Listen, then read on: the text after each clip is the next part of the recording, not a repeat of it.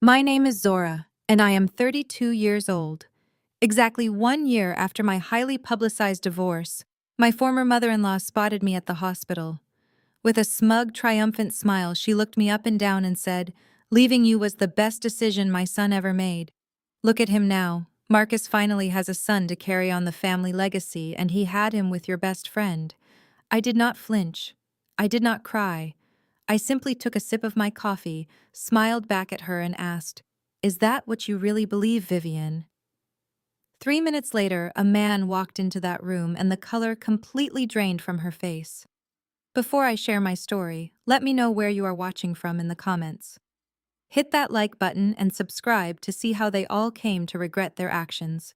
The air in the VIP maternity ward of Atlanta General smelled of expensive antiseptic and fresh lilies. I was walking down the quiet marble-floored corridor checking emails on my phone when a figure stepped directly into my path, forcing me to stop abruptly. It was Vivian.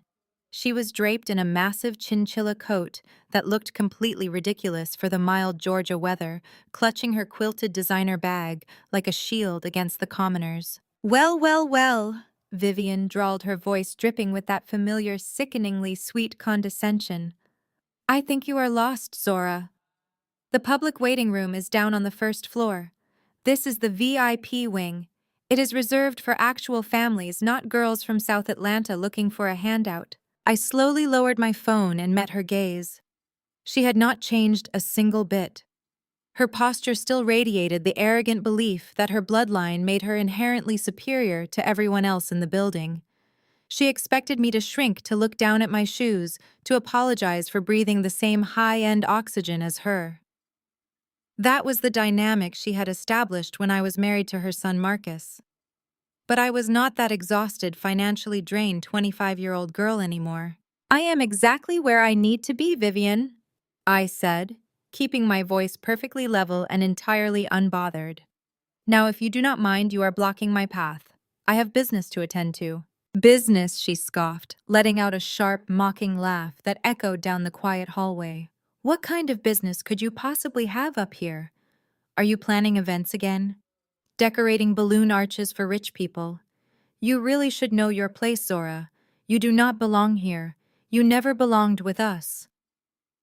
My son finally realized that a girl with no pedigree and an empty bank account could never uphold the family name. She leaned in closer, her expensive floral perfume failing to mask the bitterness in her tone. "It is actually pathetic that you are lingering around here today of all days. Did you hear the news and come begging for another chance? Marcus is a father now. Chloe just delivered a beautiful, healthy baby boy. A true heir. Chloe, your former best friend. She is the kind of woman Marcus always deserved, someone with class, someone with the right background. Not a gold digger who tricked him into marriage." I stood there letting her vile words wash over me without absorbing a single drop. 2 years ago, those words would have broken me. 2 years ago, I would have remembered standing on her massive wrap-around porch, shivering in the December cold, bleeding and terrified while she looked out the window and refused to unlock the door. She had told Marcus I was overreacting to a simple cramp. By the time I drove myself to the emergency room, it was too late. I lost my baby that night, and she used it as proof that my body was not fit to carry the prestigious Pierce bloodline. But standing there in the pristine corridor of Atlanta General, I felt absolutely no sting from her venom. The woman glaring at me was not a formidable matriarch. She was a desperate, petty illusionist clutching at straws. I held my ground, meeting her furious gaze with a profound, unshakable calm. I stepped to the side, intending to walk past her, but she aggressively shifted to block me again. Her face flushed with sudden anger, the veins in her neck straining against her pearl choker. "Do not you dare walk away when I am speaking to you," she hissed, dropping all pretense of southern charm.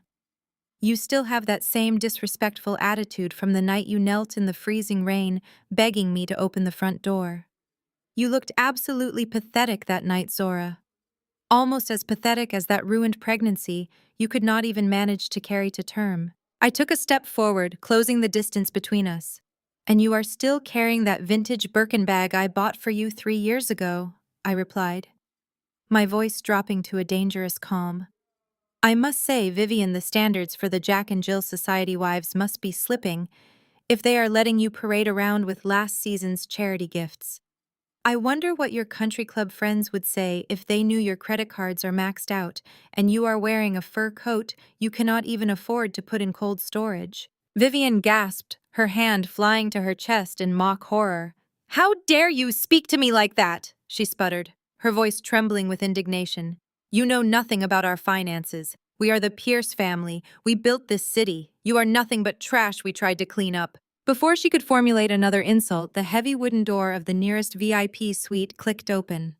Out stepped Chloe, cradling a newborn, wrapped in an impossibly expensive cashmere blanket. Chloe had been my college roommate. We shared late-night study sessions, cheap pizza, and dreams of taking over the city. I trusted her implicitly. I was the one who introduced her to Marcus. I was the one who invited her to our family dinners when she complained about feeling lonely. I did not know she was spending those dinners studying the expensive artwork on the walls and calculating how quickly she could replace me. Now here she was wearing a diamond tennis bracelet I recognized from Marcus's family vault, performing the role of the fragile, exhausted mother to a T. Chloe froze when she saw me standing in the hallway with her mother-in-law. Her pale face contorted into a mask of pure victimhood, and her eyes immediately filled with tears. Zora. What are you doing here? Chloe asked, her voice trembling perfectly. Please do not cause a scene today. We just want peace. This baby is a blessing from God for the Pierce family. You have to stop obsessing over us and let Marcus be happy. She clutched the baby closer to her chest, acting as though my mere presence was a physical threat to her stolen happiness.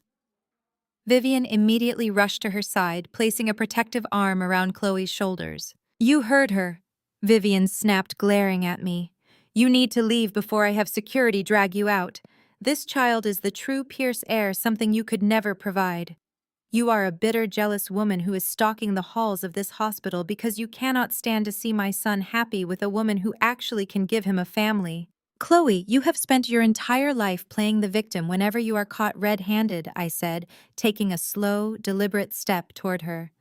Do not pretend you want peace when you spent 2 years actively destroying my marriage to secure a trust fund that does not even exist anymore. You wanted the Pierce family legacy so badly. Well, congratulations, you have it. But I highly suggest you stop crying and start paying attention to what is actually happening around you. I smiled, a genuine, relaxed smile that seemed to infuriate them both even more. Is that right? I asked, turning my attention back to my former mother-in-law. Well, by all means, Vivian, call security. In fact, I encourage you to do so. I would love to see how that plays out for you. She stared at me momentarily, thrown off balance by my complete lack of fear. She had expected the old Zora, the girl who would shrink, apologize, and retreat in tears just to keep the peace. The girl who desperately craved a mother figure and tried endlessly to earn her approval. She did not know that the old Zora died the day Marcus handed me divorce papers and told me I was a bad investment.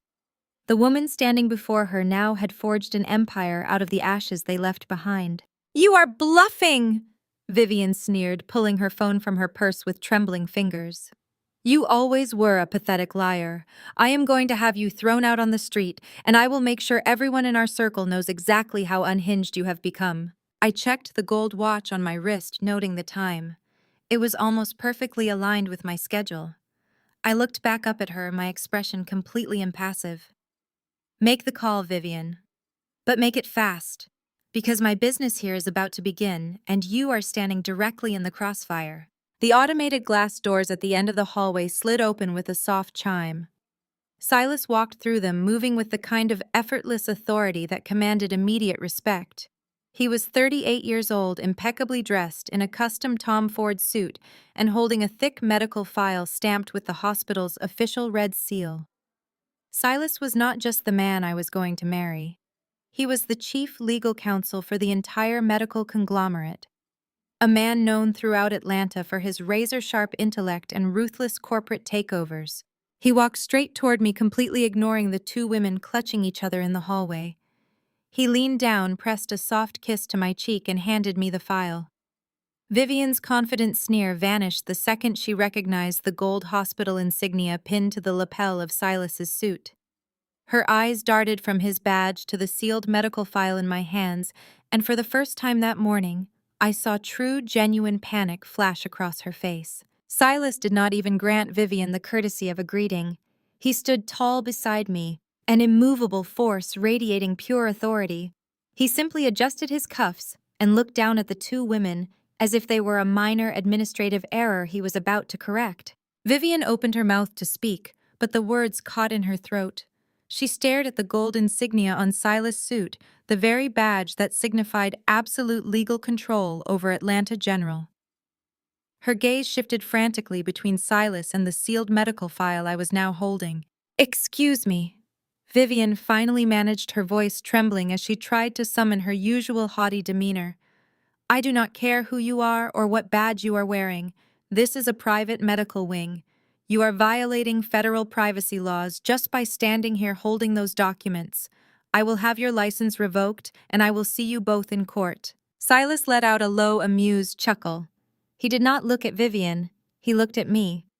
"The acquisition went through smoothly, Zora," he said, his voice smooth and professional. "Your first order of business as the new majority shareholder is ready for review." Vivian froze. Chloe stopped breathing. The silence in the hallway was so absolute, you could hear the faint hum of the air conditioning. Silas reached over and casually flipped open the heavy manila folder in my hands. He did not rush. He let the agonizing suspense stretch out while Chloe visibly shook. "Let us review the basic biology of the Pierce family legacy," Silas said, his tone dripping with clinical detachment. "According to the hospital records, Marcus Pierce has type AB blood. You, Chloe, have type A blood. But the beautiful, healthy baby boy resting in your arms right now has type O blood." Silas paused, letting the heavy weight of science settle over the corridor. He looked directly into Vivian's widening eyes. "I am no geneticist," he continued, his voice echoing down the pristine hallway. "But the laws of biology are remarkably uncompromising. A father with type AB blood cannot under any circumstances produce a child with type O blood. Legally and biologically speaking, your son is not the father of that child.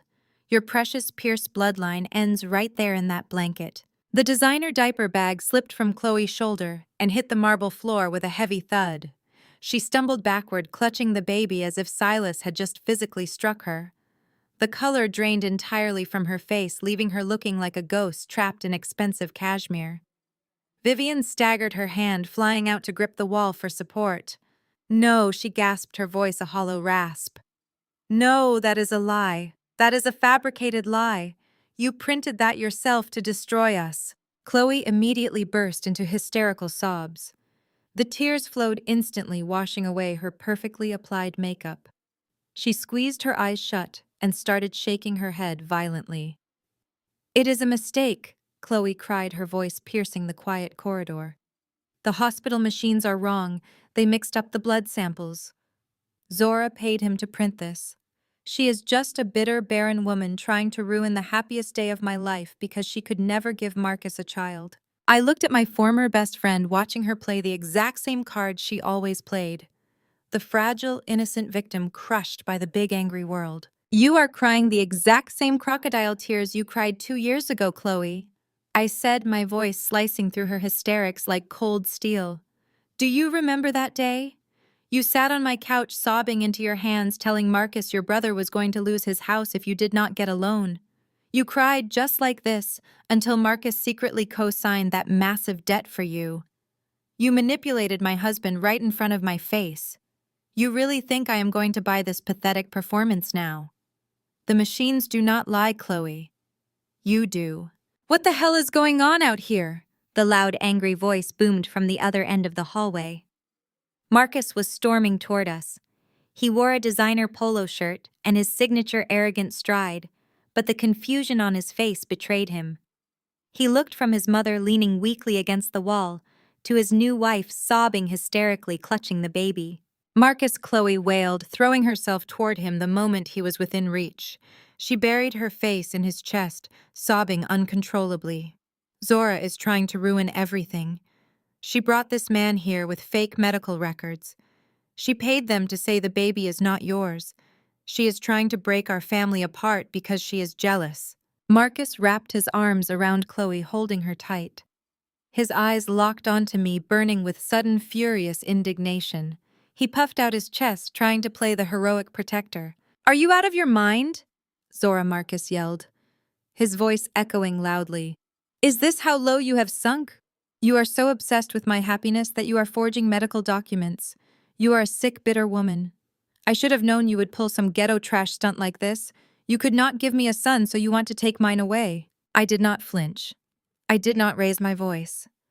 I looked at the man I had spent 5 years supporting, the man whose debts I had paid, whose fragile ego I had constantly massaged. "You would rather believe her tears than a certified medical document?" I asked, my tone completely flat. "I suppose that makes sense, Marcus. You always preferred convenient lies over hard truths. You believed her when she said I fell down the stairs on purpose to terminate my pregnancy. You believed her because looking at the security footage and seeing her push me would have ruined your perfect little fantasy. You are exactly the fool she needed you to be." Marcus' face turned a dangerous shade of crimson. He let go of Chloe and took a threatening step toward me, his fists clenched at his sides. Silas smoothly stepped forward, blocking Marcus' path completely. Silas was taller, broader, and utterly unbothered by Marcus' aggressive posturing.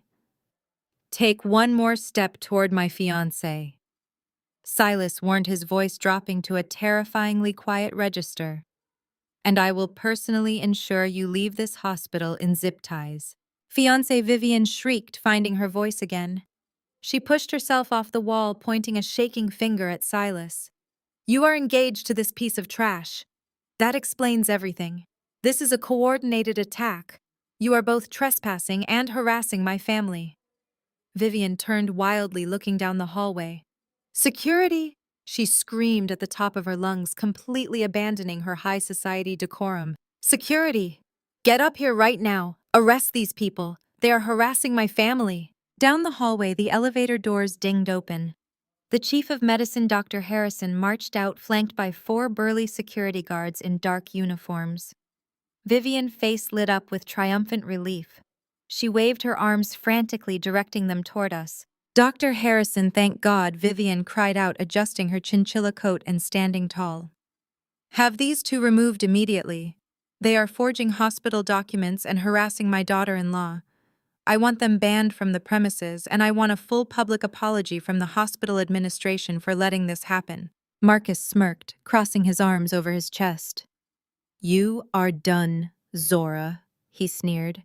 "You thought you could walk in here and play games. You are about to get escorted out like the garbage you are." Dr. Harrison approached the group. He was sweating slightly, his eyes darting nervously. He did not look at Vivian. He did not look at Marcus. He walked straight past the Pierce family, stopped directly in front of me, and bowed his head respectfully. "Miss Zora."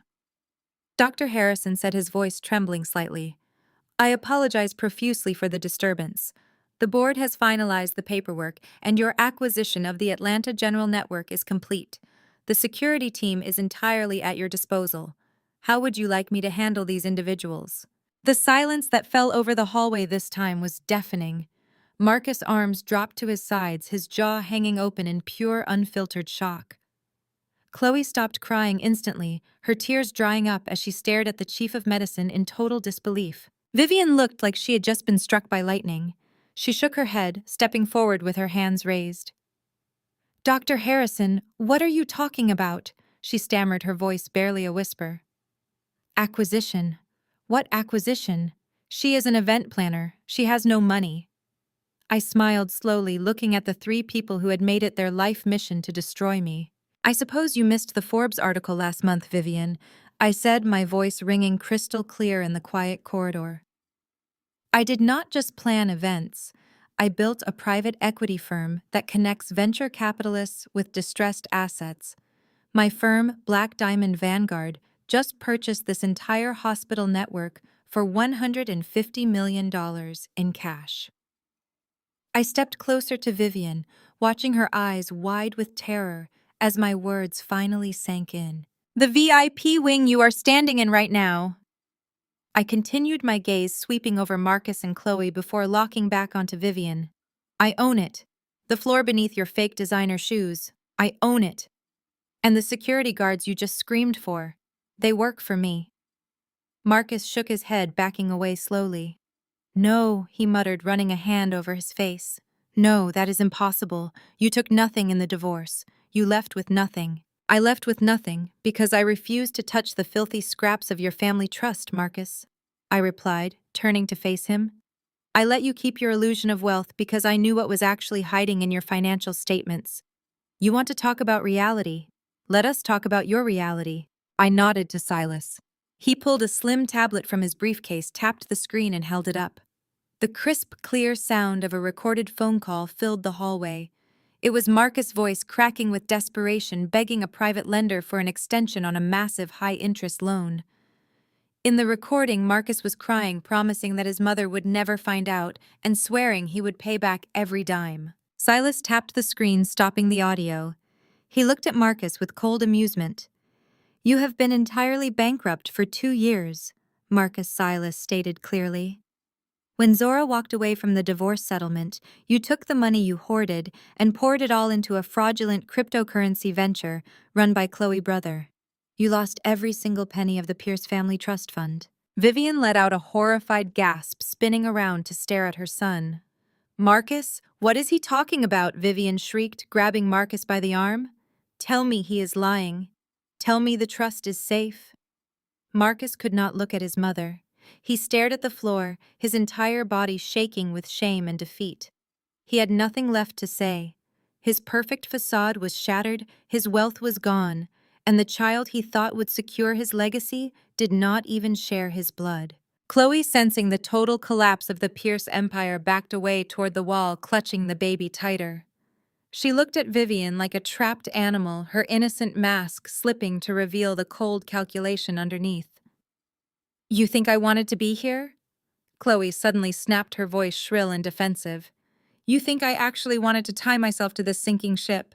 Vivian turned her rage onto Chloe, her eyes burning with a sudden ferocious hatred. You little tramp!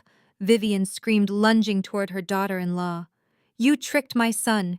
You brought another man-child into my family. Chloe dodged Vivian, grasping hands, her own face twisting with disgust. Do not touch me, you washed-up old hag!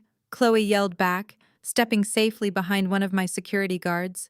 You have no money. Your son is a spineless loser who lost everything. The baby daddy is my personal trainer, and he is twice the man Marcus will ever be. You people are a pathetic joke. I only stayed because I needed Marcus to pay off my brother debt. The sound of Vivian slapping Chloe echoed sharply off the marble walls. Chloe screamed, stumbling backward and almost dropping the child. In an instant, the two women who had bonded over their shared hatred of me were tearing each other apart right in the middle of my hospital corridor. Vivian grabbed a handful of Chloe's blonde hair, yanking her downward, while Chloe shrieked and kicked out wildly. Marcus fell to his knees on the floor, completely broken, unable to even raise his voice to stop them. He sat there sobbing into his hands as his mother and his wife destroyed the last shreds of his dignity. I stood watching the chaos unfold, feeling nothing but absolute peace. I turned to Dr. Harrison, who was staring at the brawl in horror. Dr. Harrison, I said, my voice calm and authoritative, cutting through the sounds of screaming and crying. Please have security escort these people off my property. They are disturbing the patients. Yes, Miss Zora. Dr. Harrison responded instantly, snapping his fingers at the guards. As the guards moved in to pull Vivian and Chloe apart, separating the tangled mess of expensive coats and cheap lies, I turned my back on them.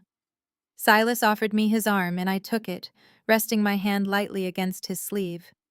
We walked together down the pristine hallway, leaving the screaming, the crying, and the shattered Pierce legacy far behind us. They had thrown me to the wolves, expecting me to die. They did not realize I would come back leading the pack. Vivian's eyes were practically bulging out of her head as she stared at the gold badge pinned to Silas. She knew exactly what that insignia meant. It was the mark of the hospital's executive board.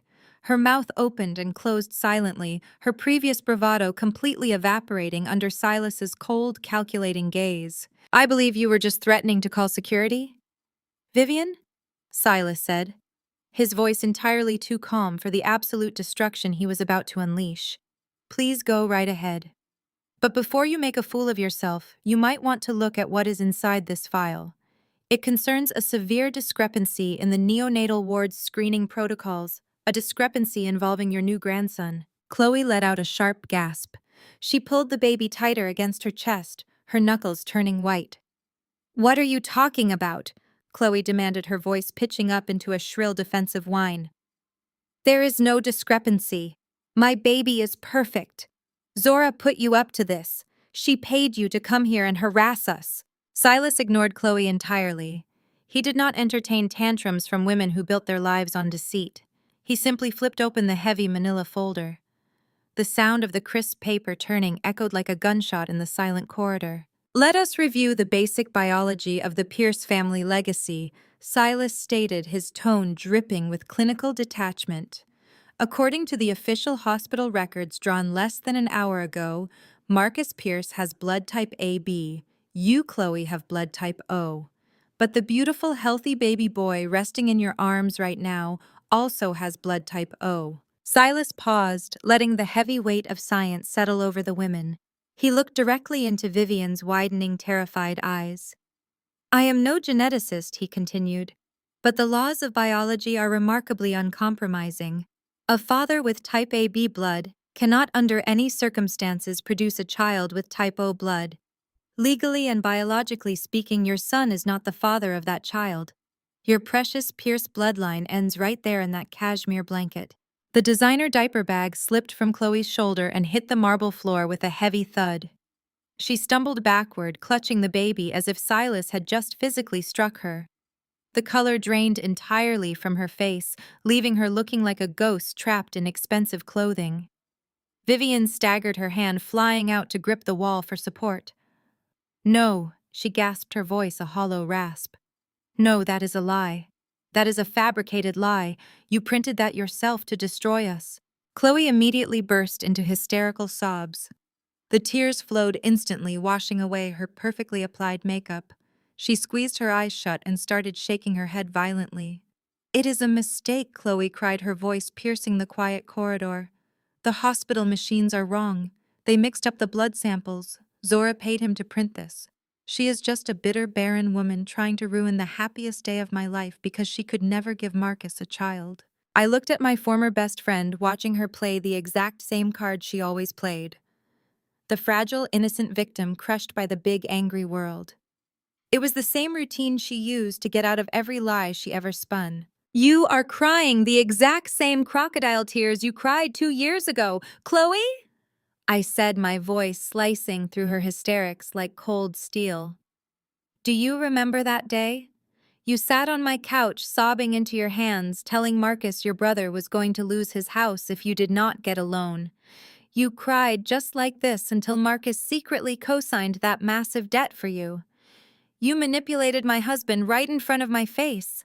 You really think I am going to buy this pathetic performance now? The machines do not lie, Chloe. You do. What the hell is going on out here?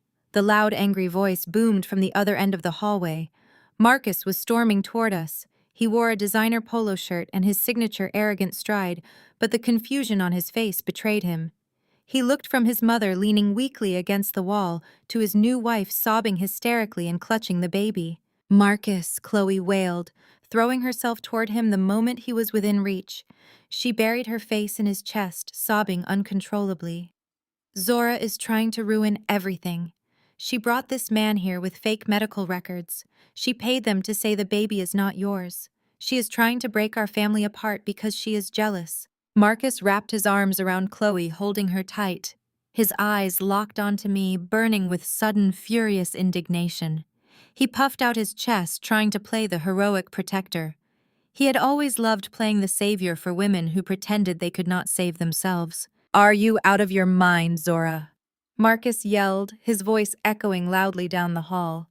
Is this how low you have sunk? You are so obsessed with my happiness that you are forging medical documents. You are a sick, bitter woman. I should have known you would pull some ghetto trash stunt like this. You could not give me a son, so you want to take mine away. I did not flinch. I did not raise my voice. I looked at the man I had spent 5 years supporting, the man whose debts I had paid, whose fragile ego I had constantly massaged. You would rather believe her tears than a certified medical document? I asked, my tone completely flat. I suppose that makes sense, Marcus. You always preferred convenient lies over hard truths. You believed her when she said I fell down the stairs on purpose to terminate my pregnancy. You believed her because looking at the security footage and seeing her push me would have ruined your perfect little fantasy. You chose her fake sobs over my bleeding body. You are making the exact same mistake right now. Marcus's face turned a dangerous shade of crimson. He let go of Chloe and took a threatening step toward me. His fists clenched at his sides. Silas smoothly stepped forward, blocking Marcus's path completely. Silas was taller, broader, and utterly unbothered by Marcus's aggressive posturing.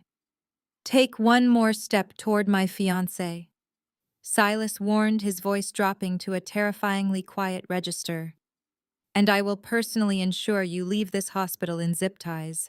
Fiancé Vivian shrieked, finding her voice again. She pushed herself off the wall, pointing a shaking finger at Silas. You are engaged to this piece of trash. That explains everything. This is a coordinated attack. You are both trespassing and harassing my family. Vivian turned wildly, looking down the hallway. Security? She screamed at the top of her lungs, completely abandoning her high society decorum. Security! Get up here right now! Arrest these people! They are harassing my family! Down the hallway, the elevator doors dinged open.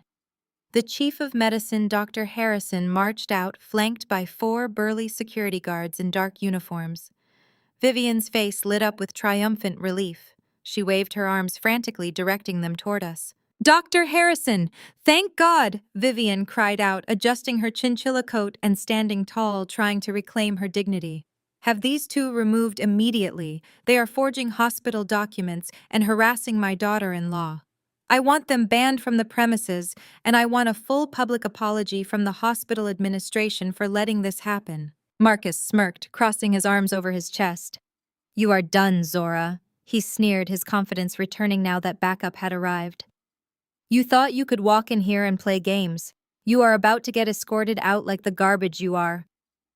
Dr. Harrison approached the group. He was sweating slightly, his eyes darting nervously. He did not look at Vivian. He did not look at Marcus. He walked straight past the Pierce family, stopped directly in front of me, and bowed his head respectfully. Madam Chairman, Dr. Harrison said, his voice trembling slightly. I apologize profusely for the disturbance. The board has finalized the paperwork and your acquisition of the Atlanta General Network is complete. The security team is entirely at your disposal. How would you like me to handle these individuals? The silence that fell over the hallway this time was absolute. Marcus's arms dropped to his sides, his jaw hanging open in pure, unfiltered shock. Chloe stopped crying instantly, her tears drying up as she stared at the chief of medicine in total disbelief. Vivian looked like she had just been struck by a physical blow. She shook her head, stepping forward with her hands raised, her mind, unable to comprehend the words she had just heard. Dr. Harrison, what are you talking about? She stammered, her voice barely a whisper. Acquisition. What acquisition? She is an event planner. She has no money. I smiled slowly, looking at the 3 people who had made it their life mission to break me down and keep me small. I suppose you missed the Forbes article last month, Vivian, I said, my voice ringing crystal clear in the quiet corridor. I did not just plan events. I built a private equity firm that connects venture capitalists with distressed assets. My firm, Black Diamond Vanguard, just purchased this entire hospital network for $150 million in cash. I stepped closer to Vivian, watching her eyes go wide with terror as my words finally sank in. Her entire worldview, her carefully constructed hierarchy of class and wealth, was shattering right in front of her.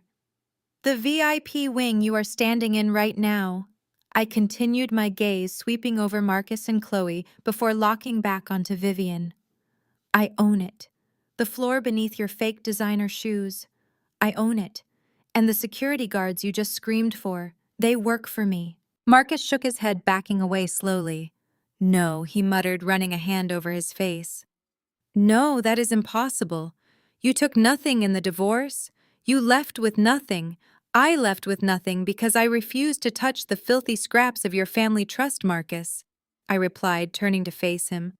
I let you keep your illusion of wealth because I knew what was actually hiding in your financial statements. You want to talk about reality. Let us talk about your reality. I nodded to Silas.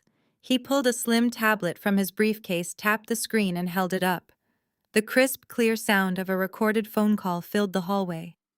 It was Marcus's voice, cracking with desperation, begging a private lender for an extension on a massive high-interest loan. In the recording, Marcus was crying, promising that his mother would never find out and swearing he would pay back every dime. Silas tapped the screen, stopping the audio. He looked at Marcus with cold amusement. You have been entirely bankrupt for 2 years, Marcus Silas stated clearly. When Zora walked away from the divorce settlement, you took the money you hoarded and poured it all into a fraudulent cryptocurrency venture run by Chloe's brother. You lost every single penny of the Pierce family trust fund. Vivian let out a horrified gasp, spinning around to stare at her son.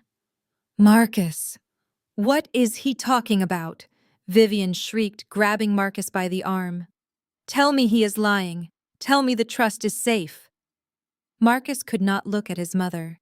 He stared at the floor, his entire body shaking with shame and defeat. He had nothing left to say. His perfect facade was shattered, his wealth was gone, and the child he thought would secure his legacy did not even share his blood. Chloe, sensing the total collapse of the Pierce empire, backed away toward the wall, clutching the baby tighter. She looked at Vivian like a trapped animal, her innocent mask slipping to reveal the cold calculation underneath. She realized instantly that the golden ticket she had schemed and betrayed her best friend for was completely worthless. The Pierce family was not a dynasty. It was a sinking ship, and she had intentionally drowned her own morals to climb aboard. You think I wanted to be here? Chloe suddenly snapped, her voice shrill, shedding the last remnants of her fragile victim persona. You think I actually wanted to tie myself to this bankrupt family? Vivian turned her rage onto Chloe, her eyes burning with a sudden ferocious hatred. You little tramp! Vivian screamed, lunging toward her daughter-in-law. You tricked my son! You brought another man's child into my family to steal our money! Chloe dodged Vivian's grasping hands, her own face twisting with unhidden disgust. Do not touch me, you washed-up old hag! Chloe yelled back, stepping safely behind one of my security guards. You have no money. Your son is a spineless loser who lost everything to my brother. The baby's father is my personal trainer, and he is twice the man Marcus will ever be. You people are a pathetic joke. I only stayed because I needed Marcus to pay off my brother's debt, and he was stupid enough to do it. The sound of Vivian slapping Chloe echoed sharply off the marble walls. Chloe screamed, stumbling backward and almost dropping the child. In an instant, the two women who had bonded over their shared hatred of me were tearing each other apart right in the middle of my hospital corridor. Vivian grabbed a handful of Chloe's blonde hair, yanking her downward, while Chloe shrieked and kicked out wildly, hurling curses that shattered the quiet dignity of the maternity ward. Marcus fell to his knees on the floor, completely broken, unable to even raise his voice to stop them. He sat there sobbing into his hands as his mother and his wife destroyed the last shreds of his dignity in front of the woman he had discarded. I stood watching the chaos unfold, feeling nothing but absolute peace. I had not laid a single finger on them. I had not yelled. I had merely handed them the truth and watched them choke on it. I turned to Dr. Harrison, who was staring at the brawl in absolute horror. Dr. Harrison, I said, my voice calm and authoritative, cutting effortlessly through the sounds of screaming and crying. Please have security escort these people off my property immediately. They are disturbing my patients, and we maintain a very high standard of decorum at Atlanta General. Right away, Madam Chairman Dr. Harrison responded, instantly snapping his fingers at the guards to intervene. As the guards moved in to pull Vivian and Chloe apart, separating the tangled mess of expensive coats and cheap lies, I turned my back on them. Silas offered me his arm and I took it, resting my hand lightly against his sleeve. We walked together down the pristine hallway, leaving the screaming, the crying, and the shattered Pierce legacy far behind us. They had thrown me to the wolves, expecting me to die. They did not realize I would return leading the pack. Vivian's thumb hovered over the glowing screen of her smartphone, trembling just enough to betray the widening cracks in her carefully polished armor. For a fleeting second, the pristine lily-scented hallway of Atlanta General's VIP maternity ward felt entirely devoid of oxygen. She stared at me, her eyes darting frantically as she searched my face for any trace of the old compliant Zora. She was looking for the exhausted girl who would have preemptively apologized for making her uncomfortable, the girl who would have bowed her head and retreated to avoid causing a scene. But the woman standing before her now offered nothing but a cold, impenetrable calm. Vivian's bluff had been called, and the sudden terrifying realization that I was neither intimidated by her threats nor bluffing myself temporarily paralyzed her. Her manicured fingernail hovered over the keypad, but she could not bring herself to press the numbers to summon security. The sheer weight of my confidence was suffocating her. She knew deep down in the dark, calculating corners of her mind that you do not confidently invite hospital security to a standoff unless you are absolutely certain that you own the battlefield. Before Vivian could muster the courage to dial the phone or retreat in defeat, the heavy mahogany door of the adjacent VIP suite clicked open. The sound was sharp, slicing through the heavy, toxic tension that hung between us. Slowly the door swung wide and out stepped Chloe. My former best friend looked exactly as she had always strived to appear, the tragic, delicate heroine of a story she had entirely fabricated in her own mind. Chloe was 30 years old, a white woman who had spent her entire adult life perfecting the dark art of weaponizing her own fragility. Today she was wrapped tightly in a plush cream-colored cashmere robe that undoubtedly cost more than the first car I had ever owned. She cradled a small bundle wrapped in a matching, ridiculously expensive designer blanket against her chest. Her blonde hair fell in carefully styled, artificially tousled waves around her shoulders, framing a face that was already twisting into an expression of profound, heavily rehearsed distress. This was the woman who had shared my tiny college dorm room, who had eaten cheap ramen on my faded sofa, who had held my hand and wiped my tears when my mother passed away. This was also the woman who had spent 2 full years secretly sleeping with my husband, in the very bed I had picked out, all while looking me dead in the eyes over morning coffee and telling me how incredibly lucky I was to have a loyal man like Marcus. Chloe froze the moment she saw me standing in the corridor. Her eyes darted from Vivian's pale, strained face to my impassive one, and in a fraction of a second the performance of a lifetime began. Her lower lip began to quiver with cinematic precision. Her breathing hitched, becoming shallow and rapid, acting as if my mere physical presence was violently drawing the air from her lungs. She pulled the swaddled newborn tighter against her chest, holding the sleeping child like a human shield against an invisible looming monster. Zora. Chloe gasped, her voice trembling with a practiced, fragile vibrato that echoed down the hall. "What are you doing here? Why are you doing this to us?" Large crystalline tears instantly welled in her wide eyes and spilled perfectly down her flushed cheeks. It was the quintessential, undeniable display of white tears, a deeply manipulative defense mechanism designed to instantly cast me as the aggressive, irrational threat, and her as the helpless, innocent prey. She leaned heavily against the wooden doorframe, projecting an aura of sheer exhaustion and sheer terror. "Please, Zora." Chloe whimpered, her voice cracking pathetically as she clutched the baby closer. "I am begging you. Have you not done enough damage already? You need to stop clinging to our family. You need to let Marcus go and move on with your life. We just want peace. Is it not enough that you made the divorce proceedings so incredibly difficult and painful for him? Why are you stalking us at the hospital on the most important sacred day of our lives?" Vivian, suddenly emboldened by the arrival of her new compliant daughter-in-law and the visual proof of her family's continuation, immediately snapped out of her frozen paralysis. She rushed to Chloe's side, wrapping a fiercely protective arm around the younger woman's trembling shoulders and glaring at me with renewed, burning venom. Look at what you are doing, Vivian hissed, her voice dripping with extreme self-righteousness. You are terrorizing a fragile new mother. You are a monster, Zora. You have always been a dark, toxic cloud over this family. Chloe buried her face into Vivian's fur-clad shoulder, letting out a soft, dramatic sob before lifting her tear-streaked face to look at me again. She shifted the bundle in her arms, making sure I had a very clear view of the sleeping infant's face. This baby is a blessing from God, Chloe declared, her voice hitching with manufactured righteous indignation. He is a pure, innocent blessing sent from above to carry on the noble bloodline of the Pierce family. He is the brilliant future Marcus always deserved the family you could never manage to give him. You have no place here.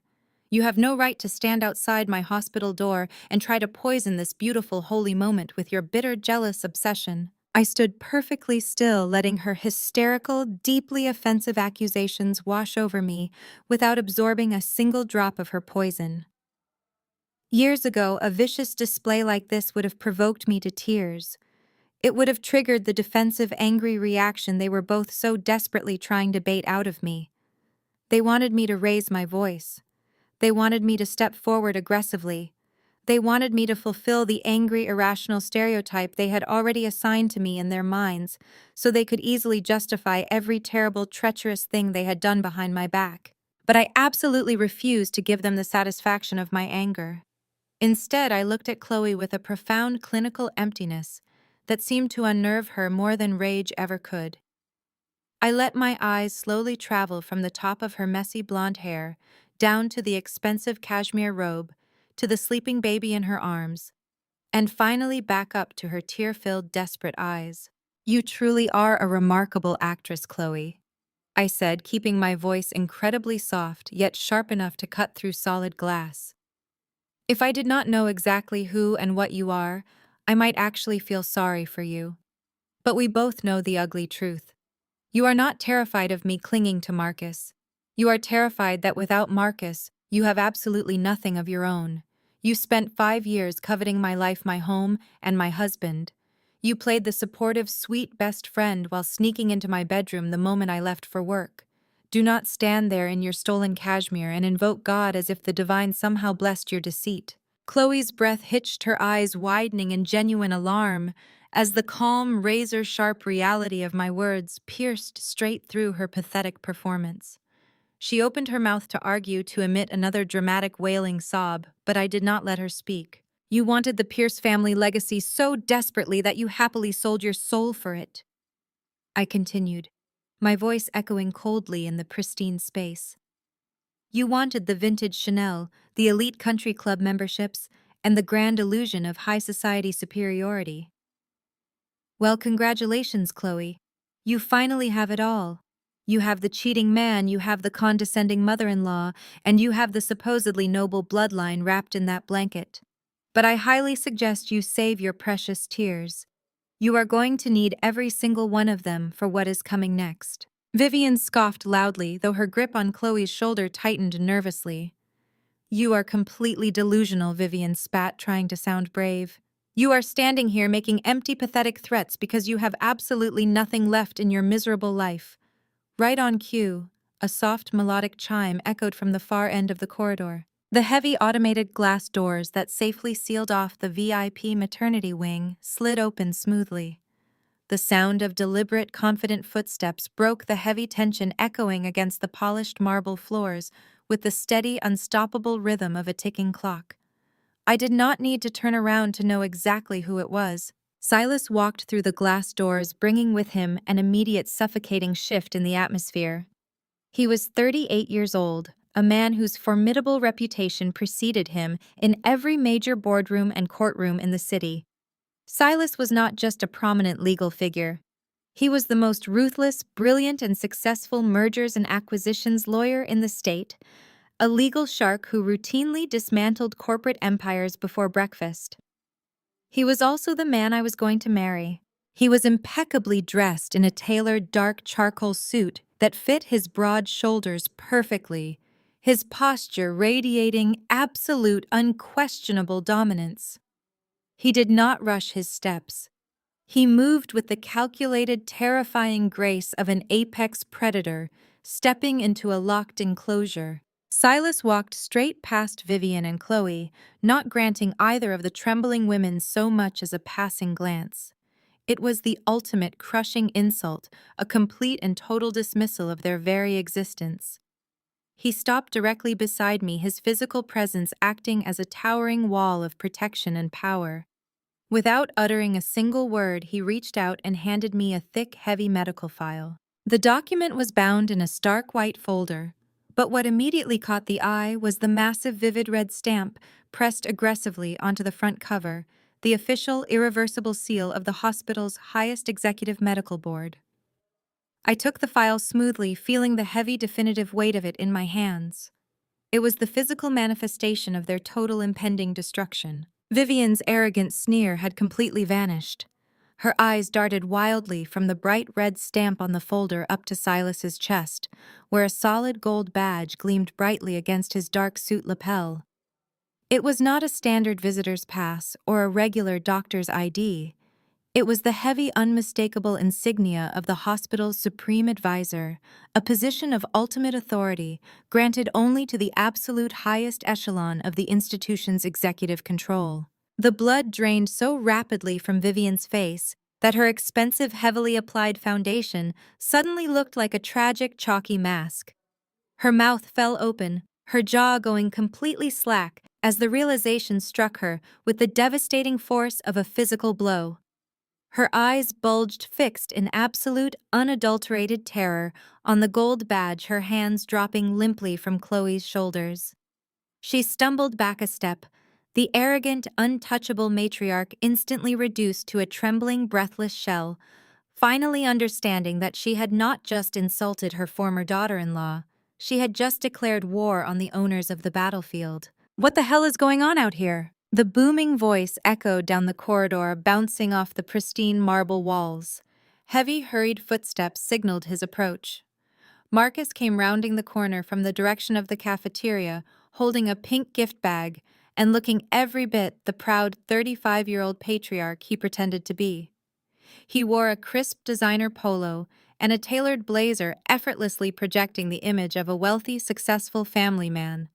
But I knew better. I knew the hollow, insecure core that lived beneath the expensive fabric. Marcus stopped dead in his tracks, taking in the scene. He saw his mother leaning against the wall, looking as though she had seen a ghost. He saw Silas standing tall and immovable, holding the medical file. And then he saw me. The arrogant smirk he usually wore instantly morphed into a scowl of pure, unfiltered rage. Chloe did not waste a single second. The moment she heard his voice, her survival instincts kicked into high gear. She practically threw herself across the hallway, abandoning Vivian and burying her face directly into Marcus' chest. She sobbed with such violent theatrical force that the baby in her arms jolted awake and began to wail, adding a chaotic soundtrack to her performance. "Marcus." She choked out, her voice muffled against his shirt. "Marcus. Thank God you are here. It is Zora. She is trying to ruin everything." Marcus immediately wrapped his arms around her, kissing the top of her head and glaring daggers at me. He puffed out his chest, standing taller, eagerly slipping into the role of the valiant protector, defending his fragile maiden. It was a dynamic he craved. He needed a woman who made him feel large, because deep down, he knew exactly how small he truly was. "What are you doing here?" Zora Marcus demanded, his voice booming with forced authority. "Have you completely lost your mind? Are you stalking us now?" Chloe did not give me a chance to answer. She tilted her head back, looking up at him with wide, tear-filled eyes. "She brought this man with her." "Marcus," Chloe cried, pointing a shaking finger at Silas. "She paid him to print out fake medical records. She gave him a fake badge. They are trying to tell us that our baby is not yours. She paid him to forge a blood test just to break our family apart because she is so sick and jealous of our happiness." Marcus' face turned a dangerous shade of crimson. The veins in his neck strained against his collar as he processed her hysterical lies. He did not look at the file. He did not look at Silas' badge. He just looked at Chloe's tears and instantly swallowed the bait, hook, line, and sinker. Are you out of your mind, Zora? Marcus yelled, taking a threatening step forward, though he wisely stopped short of getting too close to Silas. Is this how pathetic your life has become? You could not give me a child, so you want to take mine away. You are so obsessed with my happiness that you would sink to paying some random thug to forge medical documents. You are a sick, bitter woman. I should have known you would pull some ghetto trash stunt like this to ruin the best day of my life. He sneered at me, his eyes sweeping up and down my tailored suit with absolute disgust. You need to pack up your little rented actor and get the hell out of my hospital before I have you both arrested for harassment. You are a failure, Zora. Accept it and move on. I stood perfectly still, letting his venom crash against the invisible shield of my absolute indifference. I did not raise my voice. I did not clench my fists. I simply looked at the man I had spent 5 years supporting, the man whose debts I had secretly paid, whose fragile ego I had constantly massaged to keep our marriage afloat. I looked at him and felt nothing but a profound, chilling pity. You would rather believe her tears than medical science, Marcus? I asked, my tone completely flat, devoid of any emotion. I took a slow, deliberate step forward, closing the distance just enough to watch him instinctively tense. Silas shifted smoothly right beside me, an unspoken warning that kept Marcus firmly in his place. I suppose that makes perfect sense, I continued, my voice echoing clearly in the quiet corridor. You always preferred convenient lies over hard truths. You believed her tears 2 years ago, did you not? You believed her when she stood over my bleeding body and swore to you that I threw myself down the stairs on purpose to terminate our pregnancy. Marcus flinched, his eyes darting away for a fraction of a second. The memory hung in the air, heavy and toxic. You believed her hysterical sobbing instead of simply looking at our home security cameras? I said, my words slicing through the silence like a scalpel. You chose to believe that your own wife murdered your unborn child rather than face the reality that your sweet, innocent best friend deliberately pushed me down those stairs to clear her path to your wallet. You chose her fake sobs over my shattered life because the lie was easier for your weak mind to handle. You are making the exact same mistake right now, Marcus. Only this time you cannot delete the footage to protect her. Shut up, Marcus roared, his face twisting in sudden, desperate panic. You are lying. You have always been a manipulative liar. Chloe would never do that. And this baby is mine. He is a Pierce. I smiled, a cold, humorless expression that made Vivian whimper softly from her spot against the wall. She knew. She had seen the file, but Marcus was still desperately clinging to the illusion. A Pierce, I repeated softly. Is that what she told you? Tell me, Marcus, do you know your own blood type? It is AB, a very rare, very distinct biological fact. And do you know Chloe's blood type? It is also AB. I gestured toward the file Silas was holding. But the hospital just drew blood from that beautiful little boy you are defending so fiercely. He is type O, Marcus. 2 parents with a B blood cannot create a type O child. It is a biological impossibility. The math does not add up, and neither does your perfect little legacy. Marcus froze. The arrogant bluster evaporated from his posture, leaving him looking suddenly hollowed out. He slowly turned his head to look down at Chloe, who was still clinging to his shirt. The wailing of the baby seemed to fade into the background as the crushing weight of science collided with his immense, fragile ego. Chloe, tell her she is lying, Marcus said, his voice suddenly sounding very small, very unsure. Tell her it is a lie. Chloe squeezed her eyes shut, crying harder, refusing to meet his gaze. It is a fake, she sobbed, burying her face deeper into his chest. She paid them, Marcus. She paid the nurses. It is a conspiracy to destroy us. Please, you have to believe me. But the seed of doubt had already been planted, and it was growing with violent speed. Marcus looked up from his crying wife and locked eyes with his mother. Vivian was still pressed against the wall, staring at the gold executive badge on Silas' chest. She had not rushed to Chloe's defense. She had not screamed at me to leave. She just stood there looking utterly defeated. Mom, Marcus asked, his voice cracking. Mom, tell them to leave. Vivian slowly shook her head, her perfectly styled hair falling limply around her face. She cannot. Marcus Vivian whispered, her voice trembling with absolute terror. We cannot make them leave. That man, she pointed a shaking manicured finger at Silas. He is the supreme advisor. They own the hospital, Marcus. They own everything. The revelation struck Marcus with the force of a freight train. He staggered backward, physically separating himself from Chloe. He looked at Silas, taking in the undeniable aura of power, the custom suit, the terrifyingly calm demeanor. Then he looked at me, the girl from South Atlanta, the woman he had discarded because she lacked the proper pedigree. You own the hospital. Marcus choked out the words, barely making it past his lips. Silas finally spoke, his deep voice vibrating with absolute authority. Black Diamond Vanguard. Miss Zora, private equity firm finalized the acquisition of Atlanta General this morning, he stated smoothly. You are currently standing in her building, breathing her air and causing a disturbance in her maternity ward. And as her legal counsel, I strongly suggest you stop shouting at my fiancé before I have you permanently removed from the premises.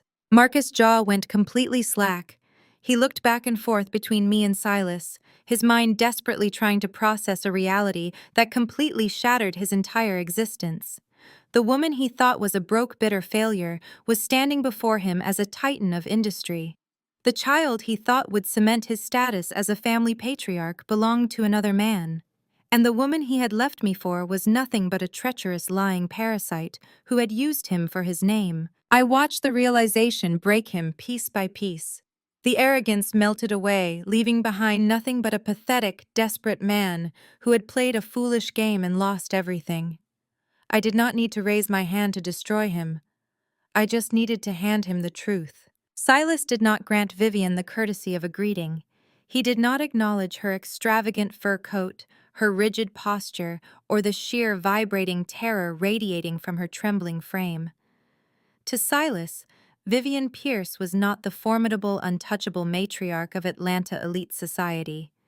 She was merely a nuisance, a minor administrative error, standing in a building he now controlled, and he treated her with the exact level of cold, clinical detachment that such an error deserved. He reached out his long, elegant fingers, effortlessly, taking the sealed medical file back from my hands.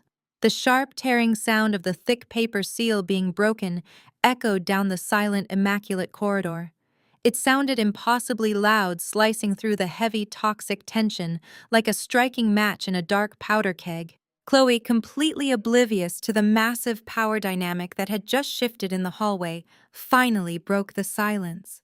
Her dramatic, manufactured tears had temporarily stalled, replaced by genuine, petulant confusion as she looked between Vivian' paralyzed expression and Silas' imposing, authoritative figure. "Vivian, who is this man?" Chloe demanded, her voice losing its fragile vibrato and creeping into a shrill, entitled whine. "You cannot just let them stand here and threaten us. Call security like you said. They are harassing a new mother. We need them thrown out immediately." Vivian could not speak. Her throat worked convulsively, but no sound emerged. She remained pinned beneath Silas' heavy, unyielding stare, her eyes fixed in pure horror on the gold executive badge gleaming against his dark suit lapel. "Security will not be necessary," Silas said, his voice a low, smooth baritone that commanded absolute, unquestionable authority. He did not look at Chloe. He kept his gaze fixed entirely on Vivian, watching the older woman practically shrink under the crushing weight of his presence. "In fact, I believe you should be immensely grateful that we are having this conversation in a private, restricted corridor, Vivian, because what is contained within this file is not something you want broadcasted to your elite country club friends." He flipped the heavy folder open. His dark eyes scanned the crisp white pages of the laboratory report. The document bore the official, undeniable stamp of the Hospital Genetics and Neonatal Screening Department. "Let us review the fundamental biology of this remarkable Pierce family legacy you are so fiercely protecting." Silas began, his tone remarkably conversational, which only made it infinitely more terrifying. A legacy that, according to your rather loud declarations just moments ago, relies entirely on absolute purity, exceptional pedigree, and unquestionable lineage. Vivian breath hitched sharply in her chest. She raised a trembling jewel-encrusted hand as if she could physically ward off the devastating words he was about to speak. Please. She choked out her voice, barely a ragged whisper, the polished southern charm completely stripped away. Whatever that is, this is not the time. Do not do this here. Oh, I assure you there is absolutely no better time, Silas countered effortlessly, his face a mask of stone. He held the document up, angling it just enough so the stark, bold black ink was visible under the harsh fluorescent lights of the maternity ward. According to the official medical records drawn by the neonatal staff less than an hour ago, Marcus Pierce, your son, possesses blood type AB. This is an indisputable matter of public medical record within this facility. Silas turned his head slowly, his piercing gaze finally breaking away from Vivian to land squarely on Chloe. My former best friend instinctively took a step back, pulling the swaddled baby tighter against her chest. Her eyes grew wide, and suddenly very alert, the performance of the exhausted victim instantly vanishing as pure, unfiltered self-preservation took over. You, Chloe, also possess blood type AB, Silas continued, his voice echoing cleanly off the polished marble walls, a relatively rare and highly specific biological marker. Chloe's face twitched. The color began to drain rapidly from her cheeks, as the terrifying realization of where this conversation was heading slowly dawned on her. I do not know what you are talking about, she stammered, her grip on her designer diaper bag, tightening until her knuckles turned stark white. These are private medical records. You have absolutely no right to look at them. This is illegal. Silas ignored her weak, desperate protest, returning his unwavering attention to the paper in his hands. But here is where the science becomes truly fascinating, he said, his voice dropping into a register of pure, lethal calm. He looked back up, locking eyes with Vivian once more. The holy blessing from God, currently resting in that expensive cashmere blanket, the true heir to your noble bloodline, has just been screened by the pediatric staff. He possesses blood type O. A heavy, suffocating silence slammed into the corridor. It was the kind of absolute ringing stillness that precedes a catastrophic structural collapse. I am a lawyer, Vivian, not a geneticist, Silas stated, his words precise, measured, and entirely unforgiving. But even a rudimentary middle school understanding of human biology dictates an uncompromising universal rule. A man with type AB blood and a woman with type AB blood cannot, under any mathematical, scientific, or biological circumstances, produce a child with type O blood. It is a fundamental biological impossibility. Silas closed the heavy folder with a sharp, definitive snap that made both women flinch. He looked directly at Vivian, delivering the final devastating blow with flawless execution. Legally and biologically speaking, this child is absolutely not the son of Marcus Pierce. Congratulations, Vivian. Your noble bloodline has just been tainted by some faceless stranger.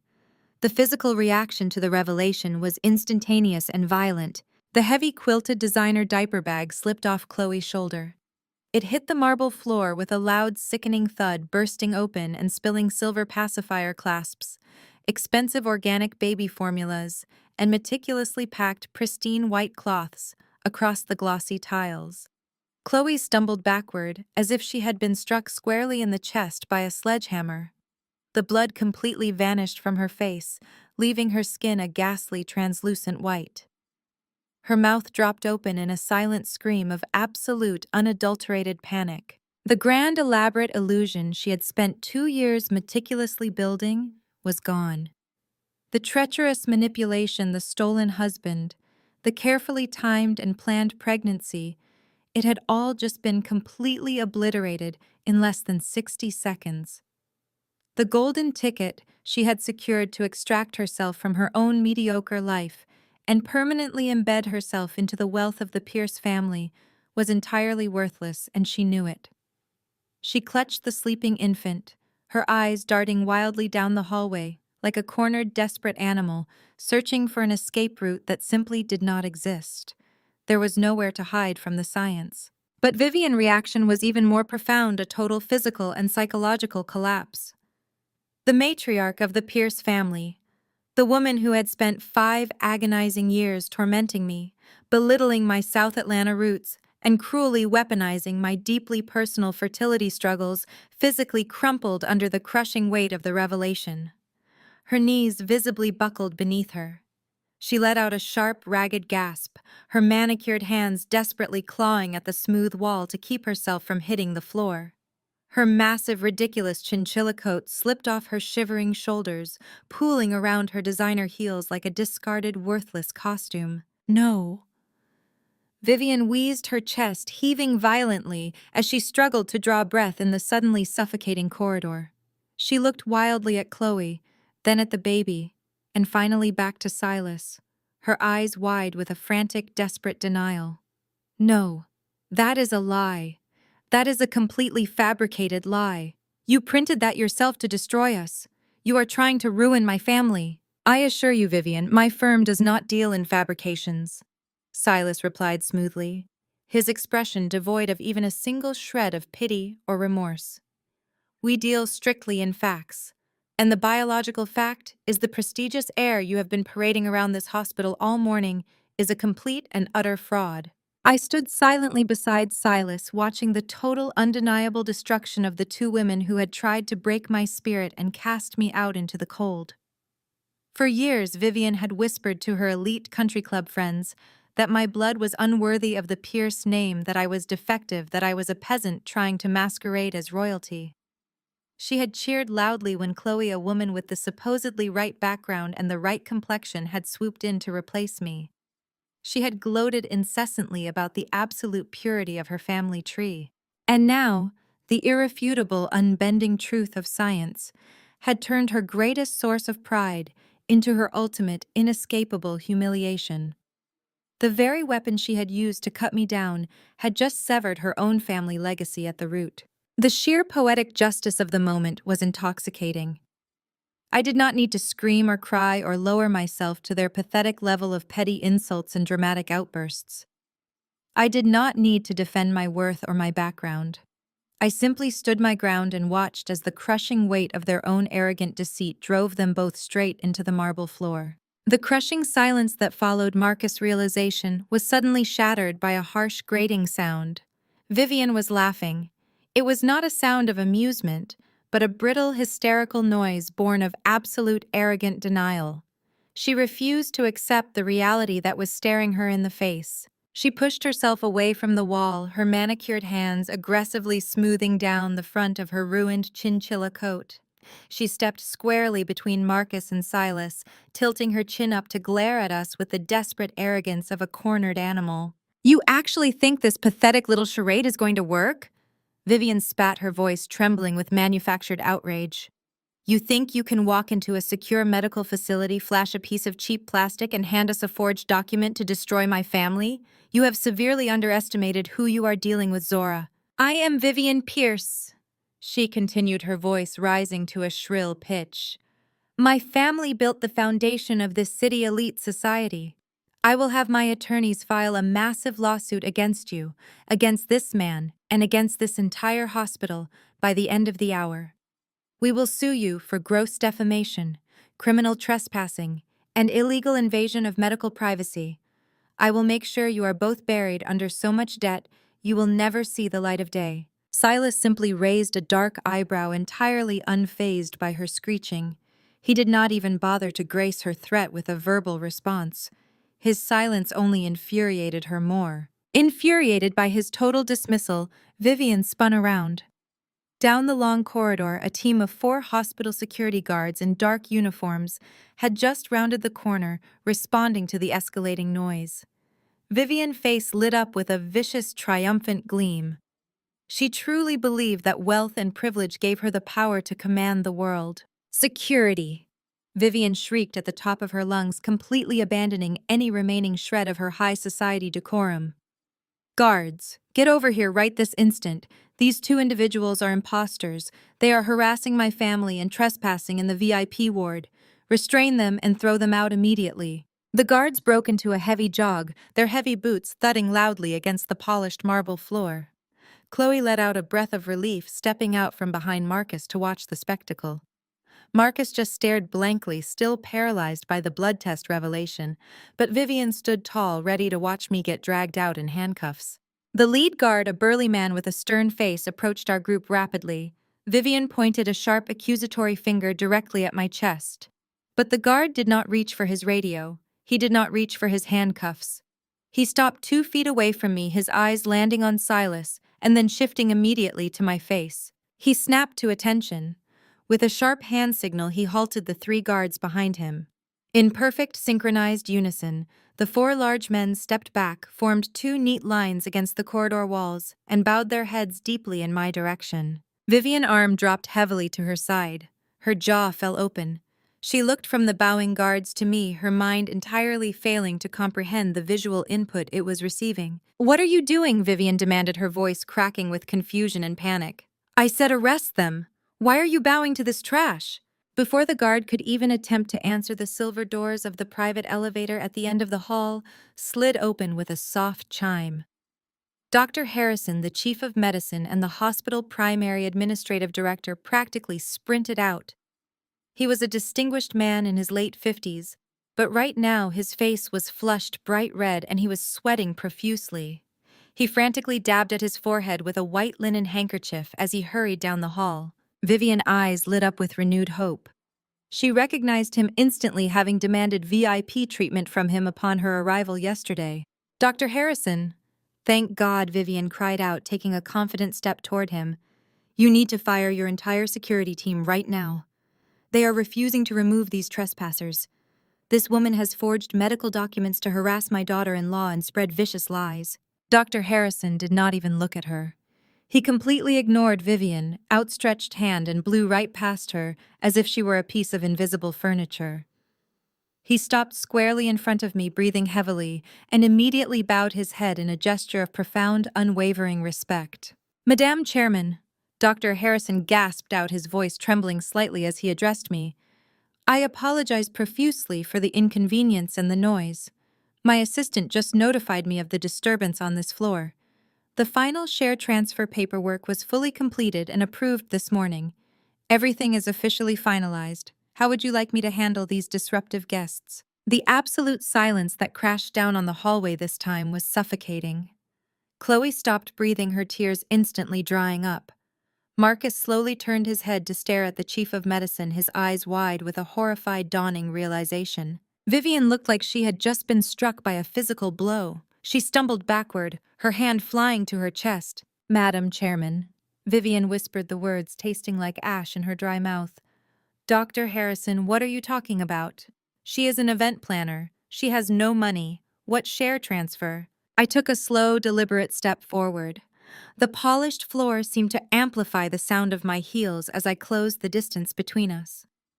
I looked at the 3 people who had made it their life mission to keep me small, to discard me when I was no longer useful, and to mock my very existence.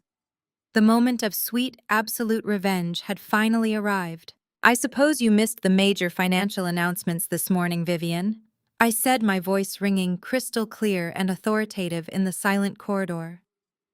I did not just spend the last few years planning events. I built a private equity firm that specializes in acquiring and restructuring distressed assets. My firm, Black Diamond Vanguard, just spent $150 million in cash to purchase this entire private hospital network. I watched Vivian's eyes widen in sheer, unadulterated terror as the truth finally crushed her completely. Her entire worldview, her deeply ingrained hierarchy of wealth and class, was burning to the ground right in front of her. The woman she had tormented for years, the woman she believed was utterly beneath her, was now standing before her as a titan of industry. "The VIP wing you are standing in right now." I continued, my gaze sweeping over Marcus and Chloe before locking back onto Vivian's trembling face.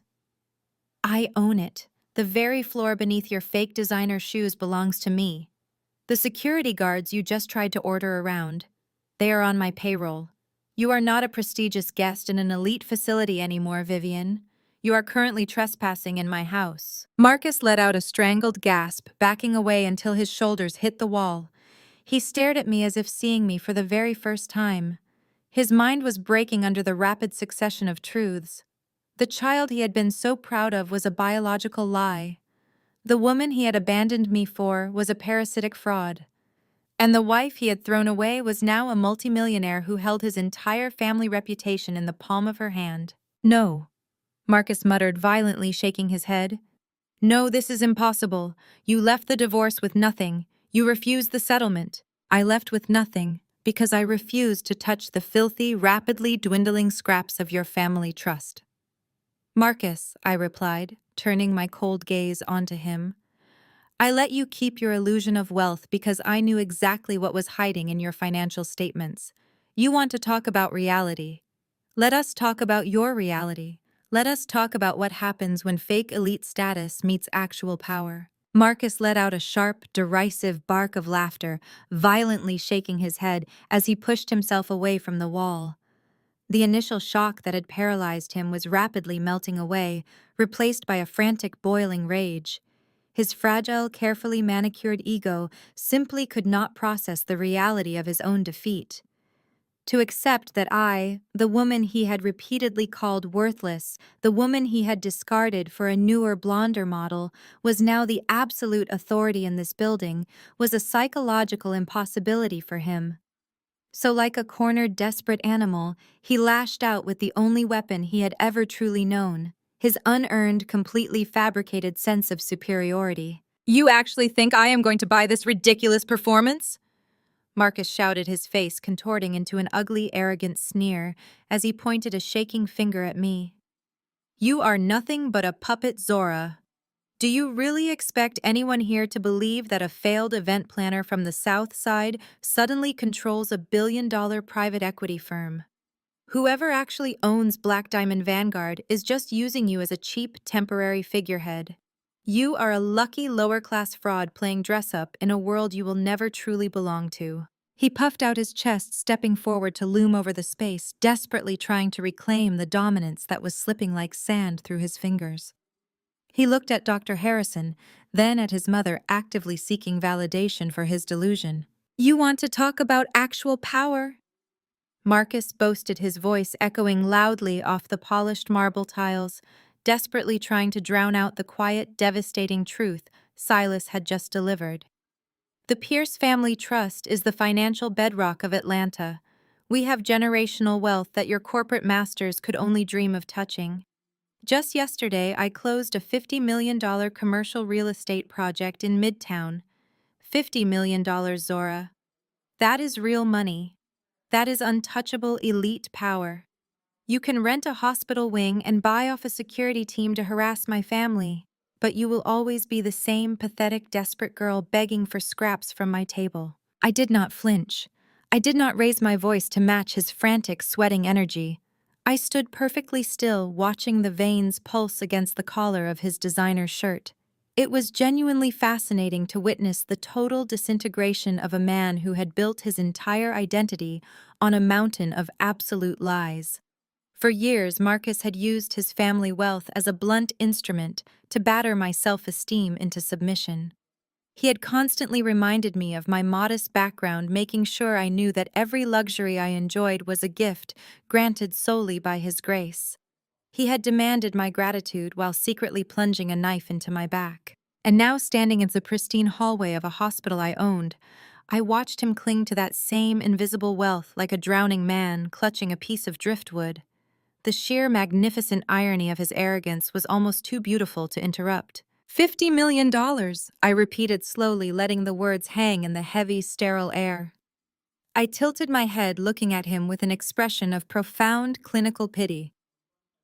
"You always were an empty barrel, Marcus. You make the most noise when you have absolutely nothing inside." Marcus' face turned a mottled, dangerous shade of purple. He opened his mouth to unleash another torrent of classist insults, but Silas smoothly stepped forward, cutting him off with the effortless grace of an executioner stepping up to the block. Silas did not raise his voice. He did not need to. His physical presence alone was enough to suck the remaining oxygen straight out of the corridor. He casually reached into the inner pocket of his tailored suit jacket and withdrew a sleek silver tablet. The polished metal caught the harsh fluorescent light as he tapped the screen with one long, elegant finger. Let us examine the current state of this untouchable Pierce family trust. Silas said, his smooth baritone voice dripping with a terrifying icy amusement. Because as the new owners of the Atlanta General Network, our firm conducts extremely thorough financial background checks on any high-profile individuals utilizing the VIP facilities. We need to ensure our patients can actually afford the bills they are racking up. And what we found regarding your $50 million real estate empire, Marcus, was deeply illuminating. Silas tapped the screen one final time. He did not look at Marcus. He turned the device so the small, powerful speaker faced the group and he pressed play. The audio recording was incredibly crisp, lacking any static or background noise. It did not capture the booming, arrogant voice of a wealthy patriarch closing a massive commercial deal. Instead, the hallway was suddenly filled with the pathetic nasal wet sound of a grown man sobbing.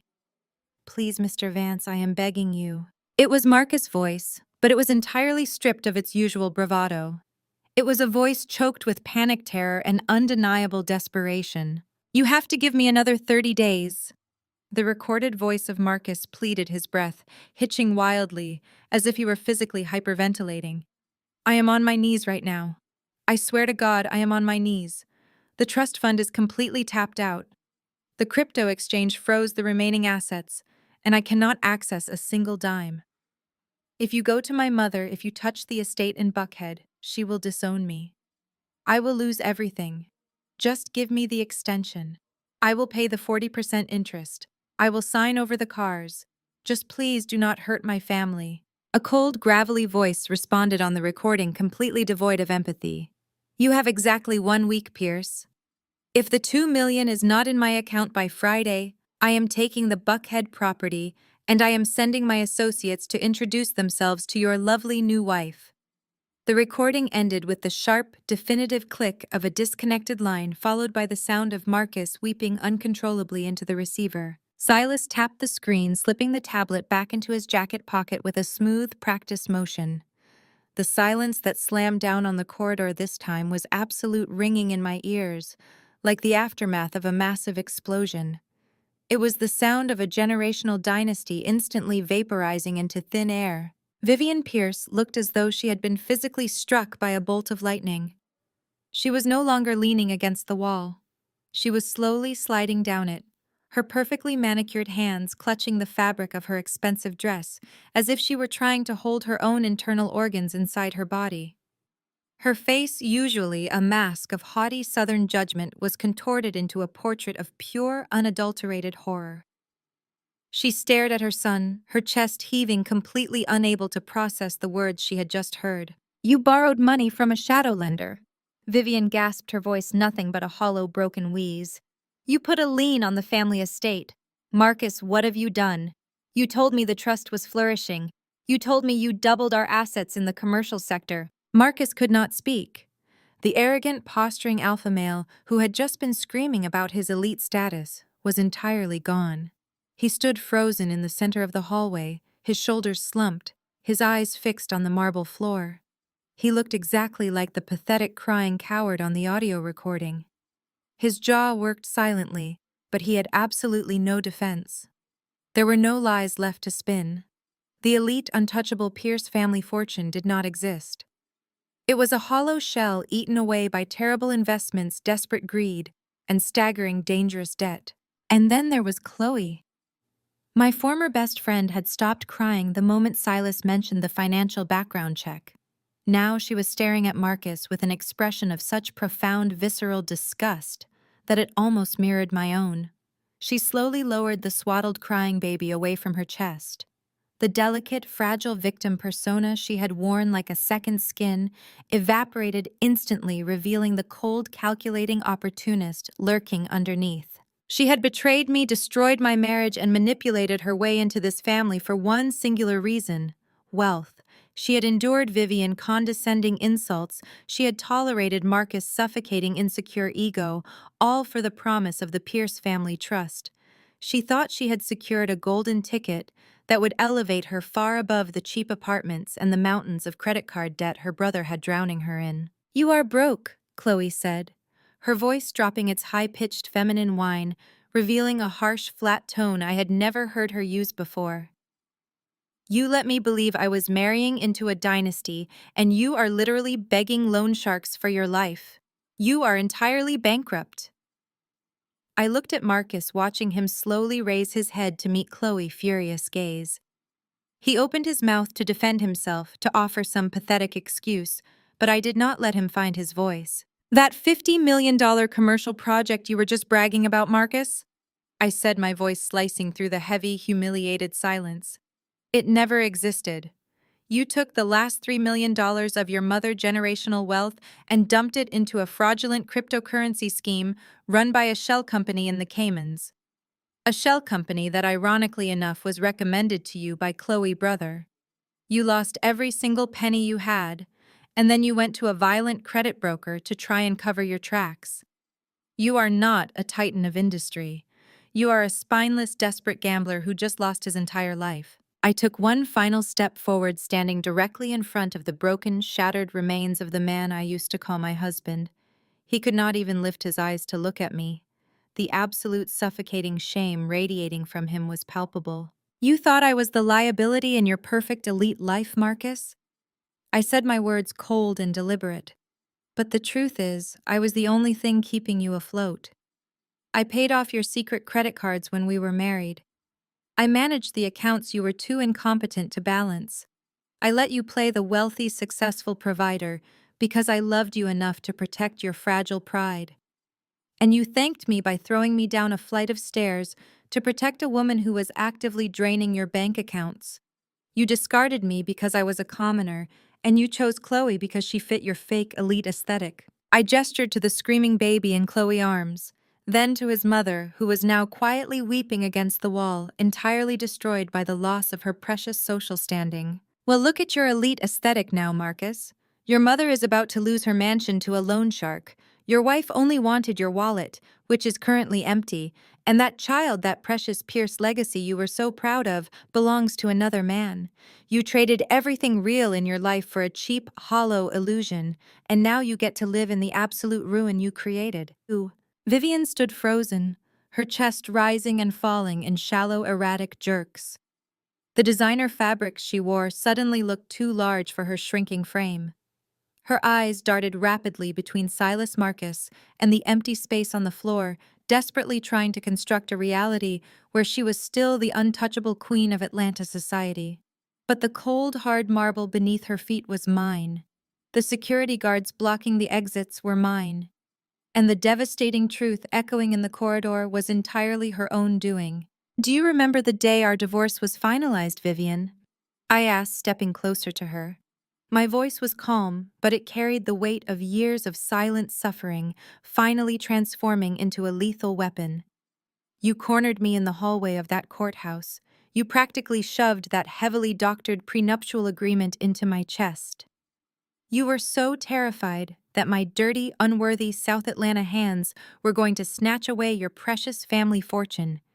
You chased me out with absolutely nothing, bragging to all your elite country club friends that you successfully protected the Pierce legacy from a manipulative gold digger." Vivian swallowed hard. Her throat worked convulsively, but she could not find a single word of defense. "But you had no idea what you were actually protecting." I continued, circling her slowly like a predator examining a trapped prey. "By cutting me out, by making sure I left with nothing, you signed your own death warrant. When I was married to Marcus, I was the one who balanced the books. I was the one who caught his reckless spending and stopped him from making catastrophic financial mistakes. The very money you refused to split with me, the millions you so desperately hoarded, went straight into Marcus' unsupervised hands." Marcus let out a pathetic whimpering sound, sinking down until he was practically sitting on his heels against the wall. He buried his face in his hands, unable to look at his mother. "And because your son was so desperate to prove he was a visionary investor," I said, my gaze shifting from the broken man on the floor to the trembling woman clutching the baby. He listened to the sweet, poisonous whispers of his new acceptable, perfectly pedigreed girlfriend. Chloe took another frantic step backward, her designer heels scraping harshly against the marble. She shook her head, her blonde hair flying wildly around her face. "I did not do anything," Chloe stammered, her voice high and breathless. "I do not know anything about investments. I just loved him." "Stop lying," Silas commanded, his voice cracking like a whip.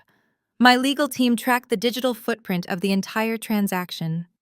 The Cayman Islands shell company that absorbed the Pierce family trust was registered under the name of Julian Vance, your older brother." Marcus' head snapped up, his bloodshot eyes locked onto Chloe. The realization hit him with the force of a freight train. "You introduced me to him," Marcus whispered, his voice cracking with a mixture of disbelief and absolute agony. "You told me Julian was a genius. You told me he was managing offshore accounts for billionaires. You promised me it was a guaranteed return that would double the trust in 6 months. I just passed along an introduction." Chloe shrieked, backing away until she bumped hard against the heavy oak doors of a hospital suite. "I am not responsible for your stupid financial choices, Marcus. You were the one who wired the money. You were the one who signed the papers. Do not try to blame my family because you are an incompetent idiot who wanted to play big shot." "They did not just steal from you, Vivian," I said, bringing the final devastating piece of the puzzle directly to the matriarch. "They drained your generational wealth to line their own pockets using your own son, crushing arrogance to do it. The fortune you fought so hard to keep from me funded the very scam that is putting a violent loan shark in your living room by the end of this week. Your precious, pure-blooded daughter-in-law orchestrated the total annihilation of the Pierce family." Vivian's neck creaked as she slowly turned her head to look at Chloe. The absolute devastation on the older woman's face instantly hardened into a mask of pure murderous rage. The grand illusion of her superior lineage had been shattered. The woman she had championed over me, the woman whose background and complexion she had deemed worthy of the Pierce name, was nothing but a parasite who had bled her family dry. "You," Vivian whispered, her voice vibrating with a terrifying, venomous wrath. She took a step toward Chloe, her hands curling into tight, trembling claws. "You planned this. You stole my grandson's future. You stole my home. You stole everything." "I did not steal anything," Chloe yelled defensively, clutching the baby so tightly against her chest that the infant began to squirm in discomfort. "Your son handed it to us because he is a pathetic, desperate loser who wanted to impress me." Vivian took another aggressive step forward, her eyes blazing with a frantic, unhinged energy. "I welcomed you into my home. I gave you my family name. I threw out a woman who actually cared for my son so I could give you the world. And you brought a bastard child into my house and robbed us blind. Give me that baby. Give me the child right now." "No!"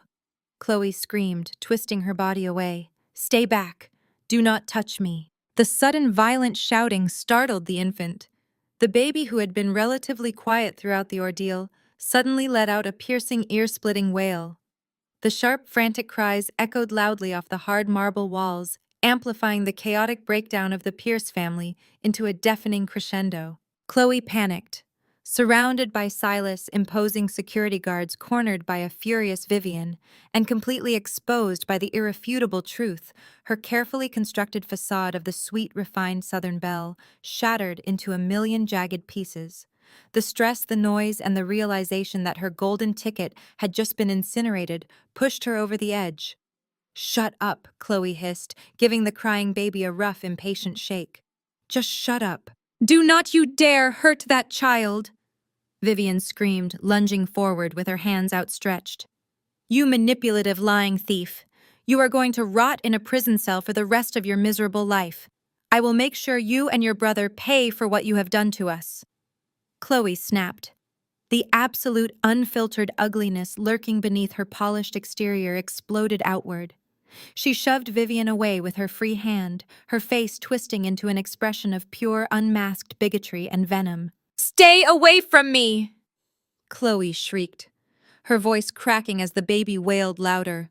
"You think I wanted to be stuck in this pathetic, bankrupt family? You actually believed your money made you equal to us. You are nothing but a loud, ignorant ghetto monkey playing dress-up in stolen pearls." The words slammed into the corridor like a physical shockwave. The heavy, suffocating silence that instantly followed was absolute, broken only by the continued frantic crying of the infant. The sheer venomous hatred in Chloe's voice was undeniable. She had not just insulted Vivian. She had weaponized her race, stripping away decades of Vivian elite social conditioning to reduce her to the ugliest, most vile stereotype imaginable. Vivian physically recoiled, as if she had been splashed with battery acid. Her eyes widened to an impossible size, and the remaining color drained entirely from her face. Her jaw trembled silently. For a woman who had spent her entire life desperately clawing for social superiority, trying to distance herself from the very roots she felt ashamed of, the slur was the ultimate inescapable humiliation. It proved that no matter how much wealth Vivian accumulated, no matter how many country club memberships she bought, the woman she had chosen to elevate and welcome into her home had always viewed her as subhuman. Chloe did not stop there. The dam had broken, and years of her own toxic racist resentment flooded the pristine corridor. Cornered by the irrefutable truth of her financial crimes and stripped of her elegant disguise, she lashed out with the most vicious, devastating weapon she had in her arsenal. "Do you honestly think I wanted my perfect child to carry the poor black blood of you people?" Chloe sneered, her upper lip curling in absolute disgust as she looked down at Vivian. "You parade around Buckhead in your designer suits and your ridiculous furs, pretending you are royalty, but you are nothing but new money trash. You reek of desperation, Vivian. You were so utterly eager to have a daughter-in-law with my complexion, so desperate for my white pedigree to validate your pathetic social climbing, that you blindly handed me the keys to your entire fortune." Vivian remained frozen, her mouth working silently as the brutal racist reality of Chloe's words struck her again and again. "You want to know the truth about your precious heir?" Chloe continued, her voice echoing shrilly, completely unhinged. "His name is Chad. He is my personal trainer. A real man with actual genetics, not some insecure, whining mama boy playing dress-up with a trust fund. I never loved Marcus. I could barely stomach being in the same room as him. I only needed a pathetic, gullible idiot to play the provider, so I could funnel that ridiculous Pierce family cash to my brother to clear his debts. You were nothing but a temporary dumping ground, Marcus, a walking wallet, and you were too busy trying to prove your manhood to even notice I was bleeding you dry." The silence that followed was heavy, toxic, and highly combustible. For 5 years, Vivian Pierce had made my life a living nightmare. She had relentlessly mocked my South Atlanta roots, my working-class parents, and my natural hair. She had weaponized my race against me at every turn, whispering to her wealthy friends that I was a stain on the Pierce legacy, that my blood was simply not good enough for her son. She had practically thrown a parade when Marcus discarded me for Chloe, championing this woman as the ultimate prize, the shining pale angel who would finally elevate their family to true high society status. And now that very same angel was standing in the middle of a hospital corridor, spitting on Vivian, very existence openly mocking her race and laughing at the total destruction of her wealth. Silas, moving with the terrifying fluid grace of a predator, subtly raised 2 fingers. The lead security guard immediately stepped forward, his massive frame easily inserting itself between Chloe and the wall. Without a single word, the guard expertly and firmly extracted the infant carrier from Chloe's arms. Chloe was too busy screaming her vile insults to even register that the baby was being moved to safety. "Secure the child down the hall," Silas murmured to the guard, his dark eyes never leaving Vivian's face. "This environment is about to become highly unsuitable." The guard nodded and swiftly walked away, carrying the crying infant out of the blast radius. The moment the baby was out of her hands, the final tether holding Vivian's fragile sanity snapped completely.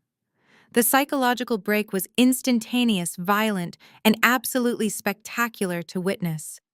The haughty, untouchable matriarch of the Pierce family, the woman who had spent decades meticulously cultivating an image of flawless, aristocratic Southern grace, vanished into thin air.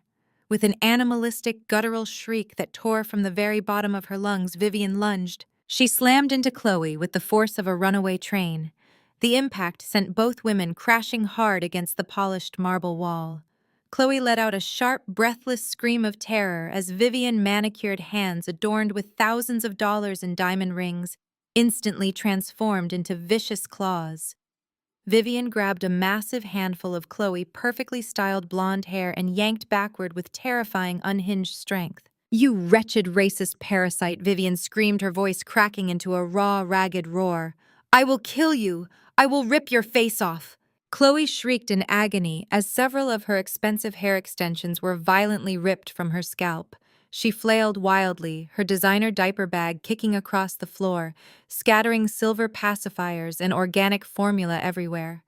She managed to free one arm and raked her nails aggressively across Vivian's cheek, leaving 3 bright bleeding scratches down the older woman's perfectly powdered skin. "You crazy old hag," Chloe screeched, kicking out blindly with her expensive stiletto heels. "Get off of me!" But Vivian was entirely lost to the rage. She tackled Chloe to the ground. The two women hit the hard marble floor in a tangled, thrashing mess of tearing couture fabric, flailing limbs, and absolute unchecked savagery. Vivian's heavy multi-strand pearl necklace caught on Chloe's collar. With a loud, sharp snap, the silk thread broke, sending hundreds of expensive, luminous white pearls bouncing and scattering across the hallway like tiny, chaotic hailstones. Vivian straddled Chloe, pinning her to the tiles, and began slapping her across the face with wild, chaotic swings. Chloe screamed desperately, trying to shield her face, kicking her legs and clawing at Vivian's ruined chinchilla coat. It was a vicious, ugly, undignified street brawl. The two women who had spent their entire lives pretending to be the absolute pinnacle of high society class were now rolling around on a hospital floor, tearing at each other's clothes and screaming obscenities like cornered animals. And the best part was that the security guards did absolutely nothing to stop it. Silas stood perfectly still beside me, his hands resting casually in his pockets. He did not issue a single command to intervene. He simply let his security team stand back, their arms folded, watching the destruction play out. Above us, the small black domes of the hospital high-definition security cameras were capturing every single second of the brutal, humiliating fight. Vivian Pierce, the woman who cared more about her public image than her own soul, was currently starring in a violent, undignified spectacle that would undoubtedly be leaked to every major news outlet and socialite gossip circle in Atlanta before sunset. Her reputation was officially permanently dead. While the two women tore each other to pieces on the floor, my eyes drifted to Marcus. He had not moved to stop his mother. He had not moved to defend his wife. He was completely broken. His knees buckled and he collapsed onto the scattered pearls, sinking down until he was kneeling on the hard marble floor. His perfectly tailored suit was rumpled, his tie was askew, and his face was a portrait of total, absolute devastation. He stared blankly at the wall, his chest heaving with shallow, panicked breaths. Everything he had ever valued was gone. His massive, imaginary $50 million real estate deal was a fraud. His trust fund was empty, stolen by the woman he had abandoned me for. His mother was currently bleeding and brawling on the floor like a wild dog. And he was millions of dollars in debt to a violent criminal syndicate who had promised to take his home and his life. Marcus slowly turned his head. His bloodshot, tear-filled eyes met mine. He looked up at me from his knees, shivering, entirely emasculated and completely ruined. The arrogant, posturing alpha male who had proudly handed me divorce papers and mocked my fertility struggles was dead. In his place was a pathetic, terrified little boy begging for salvation.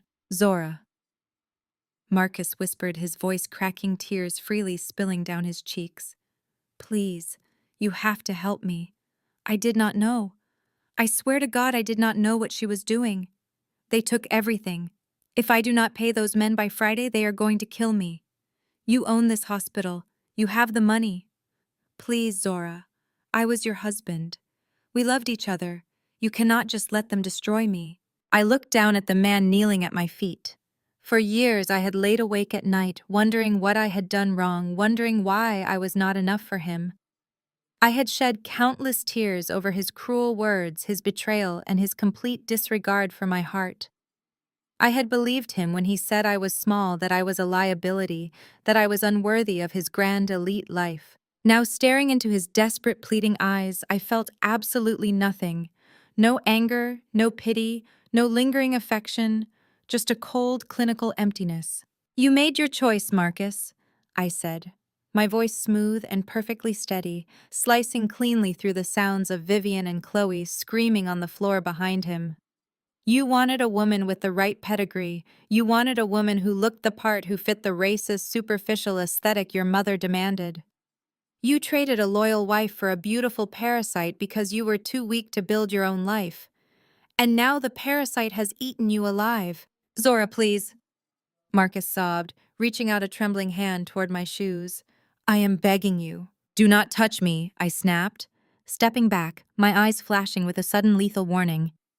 "You do not get to invoke our marriage. You do not get to use the love I once had for you as a shield against the consequences of your own arrogant stupidity. When you threw me out, you told me I was a bad investment. You told me I had no future. Well, you were wrong, Marcus. I was the best asset you ever had, and you liquidated me to buy a counterfeit life." I looked at Silas, who gave me a slow, respectful nod. He snapped his fingers. Immediately, the 4 security guards stepped forward, expertly grabbing Vivian and Chloe by their arms and hauling the screaming, bleeding women off the floor.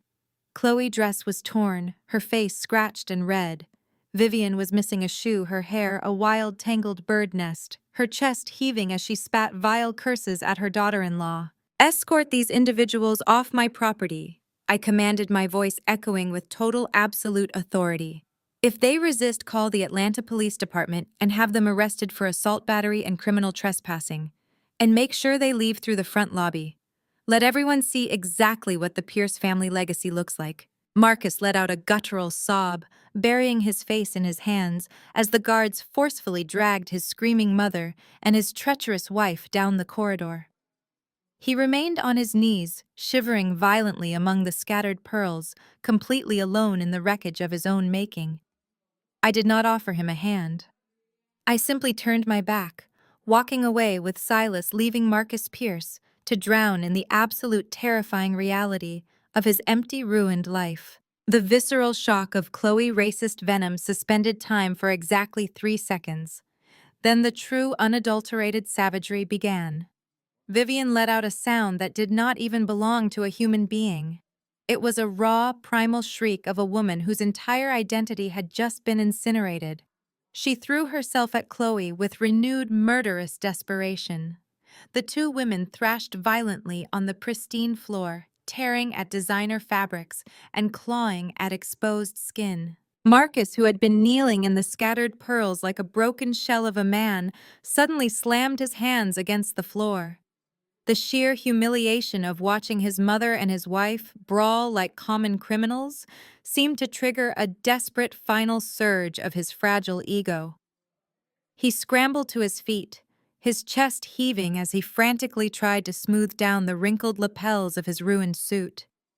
He was desperately clawing for any remaining shred of his aristocratic dignity, attempting to resurrect the dominant, untouchable persona he had worn for his entire life. "Stop it!" Marcus bellowed, his voice cracking wildly as he glared at Chloe.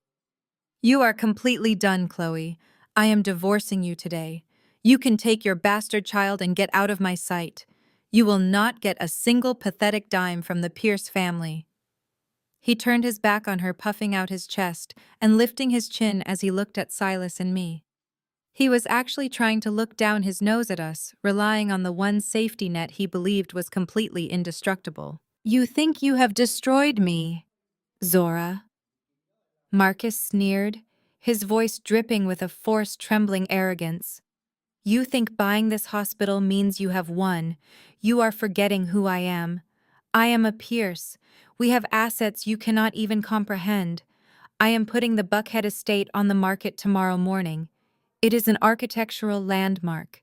It is worth $15 million in cash. I will pay off the shadow broker, I will rebuild my portfolio from scratch, and I will erase both of you from my life. You will never ever be my equal." He stood there breathing heavily, genuinely believing his grand declaration, had somehow reversed the massive power dynamic in the corridor. He believed that the ancestral Pierce mansion, the massive sprawling estate where his mother had hosted elite galas and relentlessly mocked my background, would be his ultimate salvation. Silas let out a low, dark chuckle. It was a rich, vibrating sound that completely shattered Marcus' fragile illusion of control. With a casual, almost bored flick of his wrist, Silas signaled the security team. The guards immediately stepped forward, their massive frames easily overpowering the two fighting women. They yanked Vivian and Chloe apart, dragging them up from the floor and holding them firmly against opposite walls. Vivian was panting heavily, a thin line of blood running down her scratched cheek, while Chloe sobbed hysterically, her designer dress torn at the shoulder. "That is a truly fascinating financial strategy," Marcus Silas stated, his voice a smooth, lethal baritone that commanded absolute silence.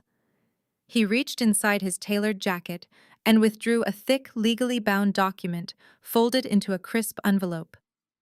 "But as always, your execution is fundamentally flawed." Silas stepped forward and casually dropped the document. It hit the marble floor right at Marcus' feet with a heavy, definitive thud. "Let us review the fine print of your desperate attempt to save your brother-in-law. Fraudulent crypto scheme." Silas continued, looking at Marcus with clinical detachment. "When traditional banks completely rejected your loan applications, you went to an aggressive, unlicensed debt broker. But they did not hand you $2 million based on your charming personality, Marcus. They required high-value collateral, and since you had already drained the liquid cash from the family trust, you used the only substantial asset you had left." Vivian stopped struggling against the security guard. Her eyes darted to the document on the floor, a new paralyzing terror washing over her bleeding face. "You forged your mother's signature to bypass the generational trust restrictions," Silas stated, his words striking like physical blows. "You secretly mortgaged the $15 million Buckhead estate to secure a high-interest short-term cash loan. And according to this official notice of default, you missed the final balloon payment. You are exactly 90 days past due." Marcus stumbled backward, as if the document on the floor had suddenly caught fire. His face turned a ghastly, translucent shade of gray. He opened his mouth, but no sound came out. He looked wildly at his mother, whose eyes had rolled back in her head as she physically sagged against the guard, entirely unable to process that her son had secretly gambled away her ancestral home. This was my moment. The ultimate crushing finale to years of psychological torment. I stepped forward, moving smoothly past Silas. My designer heels clicked sharply against the polished marble, each sound echoing loudly in the quiet corridor, counting down the final seconds of the Pierce family dynasty.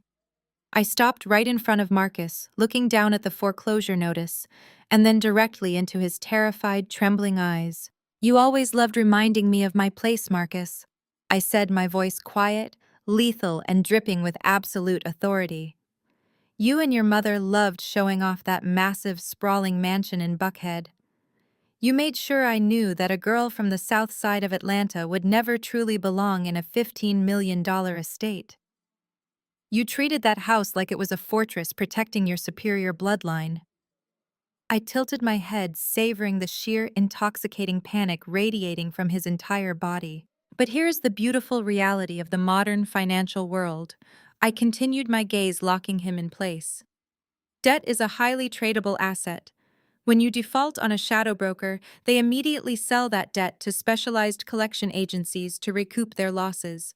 Marcus swallowed hard, his eyes wide and unblinking.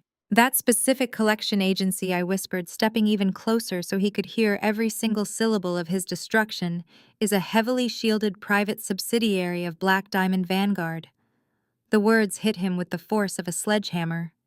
Marcus gasped, his hands flying to his chest, as if he could physically stop his heart from tearing itself apart. "I bought your debt 3 months ago, Marcus," I stated, raising my voice so it echoed clearly down the hallway, ensuring Vivian and Chloe heard every single word.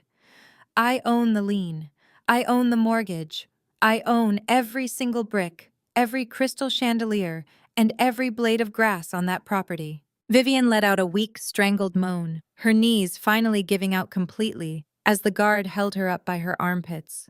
The grand elite kingdom she had ruled with an iron fist had just been legally handed over to the very woman she despised. I did not need a lawyer, and I did not need a divorce settlement, I said, delivering the final, devastating blow. Because I knew you would eventually destroy yourself.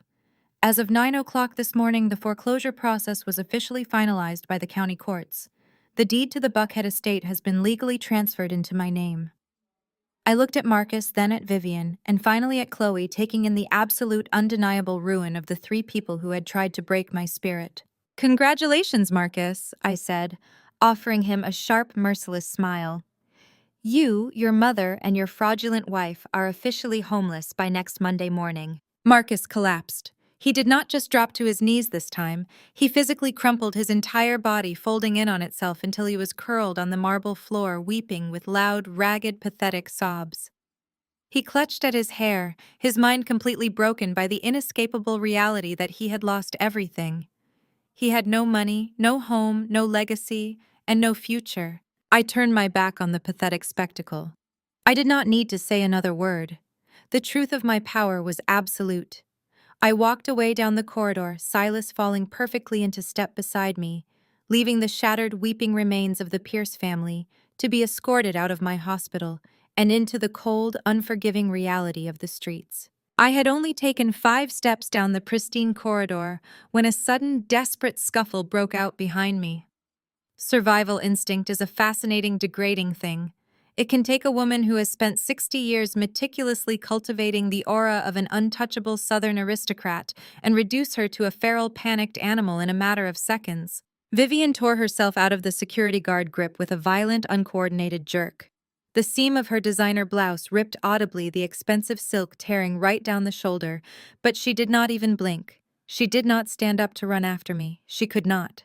Her knees had completely given out, so she scrambled across the hard marble floor on her hands and knees. She crawled through the scattered, crushed pearls of her own broken necklace, her ruined chinchilla coat dragging heavily behind her like a dead weight. Zora, wait. Please, Zora, wait. Her voice was no longer the haughty, condescending drawl that had tormented me for 5 years. It was a high-pitched, ragged wheeze. It was the sound of total, absolute surrender. Silas instantly pivoted his massive frame, stepping smoothly between us to intercept her, his hand reaching out to grab her by the collar. I gently placed my hand on his forearm, silently, signaling him to stop. I turned around slowly, looking down at the spectacle unfolding at my feet. Vivian crashed into my ankles. Her manicured hands, the same hands that had once pointed me toward the servant entrance during my own wedding reception, were now clutching desperately at the hem of my skirt. She looked up at me, her face a horrific mess of smeared mascara, bleeding scratches, and uncontrollable tears. Her chest heaved so violently I could hear the air rattling in her lungs. "You cannot do this," Vivian sobbed, her fingers digging frantically into the fabric of my clothes as if I were a life raft in a hurricane. "You cannot take Buckhead, Zora. It is my home. It is the Pierce family estate. I have lived there for 30 years. My entire life is in that house. Please, you have to stop this. You have to give it back to me." I looked down at her, feeling absolutely nothing but a cold, clinical fascination. It was genuinely incredible to witness how quickly bigotry and classism evaporated the moment the bank accounts ran dry. "We are family," Vivian pleaded, the tears streaming down her ruined face and dripping onto my expensive shoes. She was shaking her head wildly, desperately trying to rewrite a decade of history in a matter of seconds. "Zora, please, you have to remember. We are family. We shared meals together. You sat at my dining table. You were my daughter-in-law. You loved my son. You cannot just throw an old woman out into the street. Have some mercy. Nitinjadin Zora. Remember the family bond." A sharp, humorless breath escaped my lips. The sheer, magnificent audacity of her delusion was almost poetic. "Shared meals." I repeated quietly, letting the words hang in the sterile hospital air. My eyes locked onto hers, cold and entirely void of sympathy. "Do you mean the Thanksgiving dinner, where I spent 2 days cooking for your country club friends, only for you to tell them the catering company was running late? Do you mean the family dinners, where you intentionally seated me at the far end of the table, making sure everyone knew I was the charity case your son had dragged in from the South Side. You never shared a meal with me, Vivian. You merely allowed me to eat the scraps that fell from your table while you spent hours dissecting my background, my clothes, and my worth. Vivian flinched as if I had physically struck her, but her desperation was a bottomless pit. She immediately pivoted, entirely willing to throw the one person she had championed straight into the fire to save her own skin. It was her. Vivian shrieked, pointing a shaking accusatory finger down the hall where the guards were still restraining a sobbing Chloe. It was that white trash whore. She ruined my son. She poisoned Marcus' mind against you, Zora. I swear to God, I never wanted him to leave you. I always knew she was a snake. She manipulated him. She used her body and her fake pathetic victim routine to blind him. Vivian crawled closer, pressing her face against my legs, completely abandoning any remaining shred of her dignity. You were always the strong one, Zora. Vivian cried, her voice echoing with a sickeningly fake attempt at female solidarity.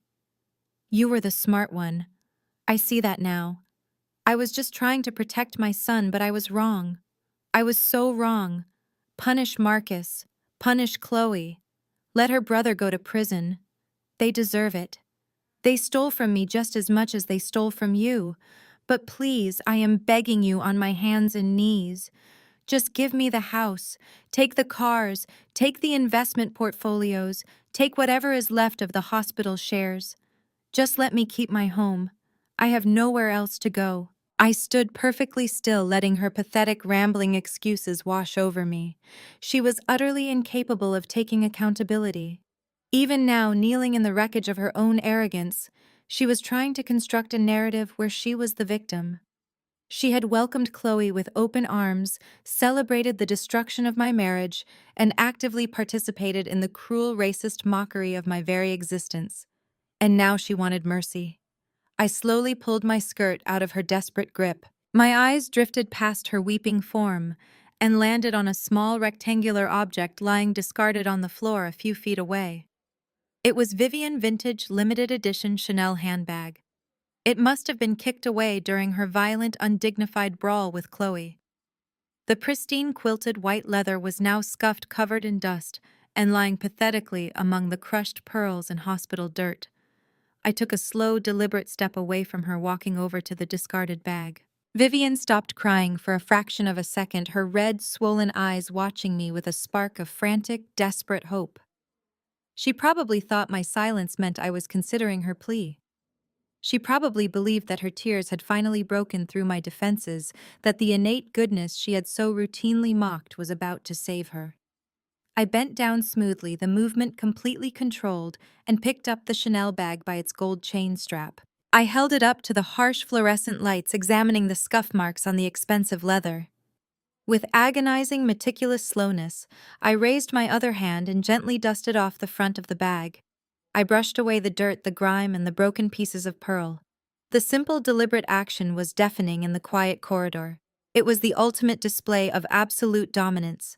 I was taking my time, entirely unfazed by her suffering, treating her most prized material possession with more care and attention than I was giving her tears.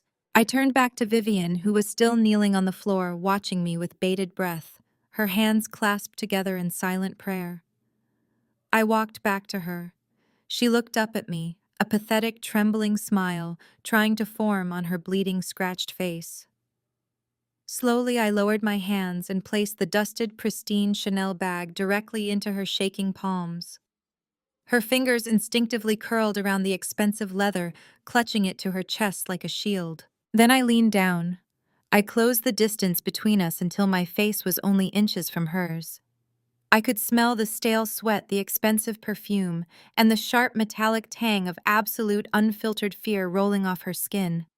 I tilted my head, putting my lips right next to her ear, preparing to deliver the final, inescapable sentence. Family bond.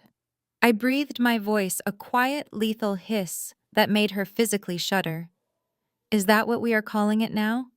Because I vividly remember standing in your grand vaulted living room 3 years ago. I was drowning. I begged you for a simple microloan to save my struggling event planning startup. It was a fraction of what you casually threw away on weekly floral arrangements. Do you remember what you told me as you sipped your vintage champagne, Vivian? Vivian shook her head frantically, fresh tears carving paths through the ruined makeup on her cheeks, completely unable to meet my eyes. You looked right through me, I continued, my words slicing through the heavy air.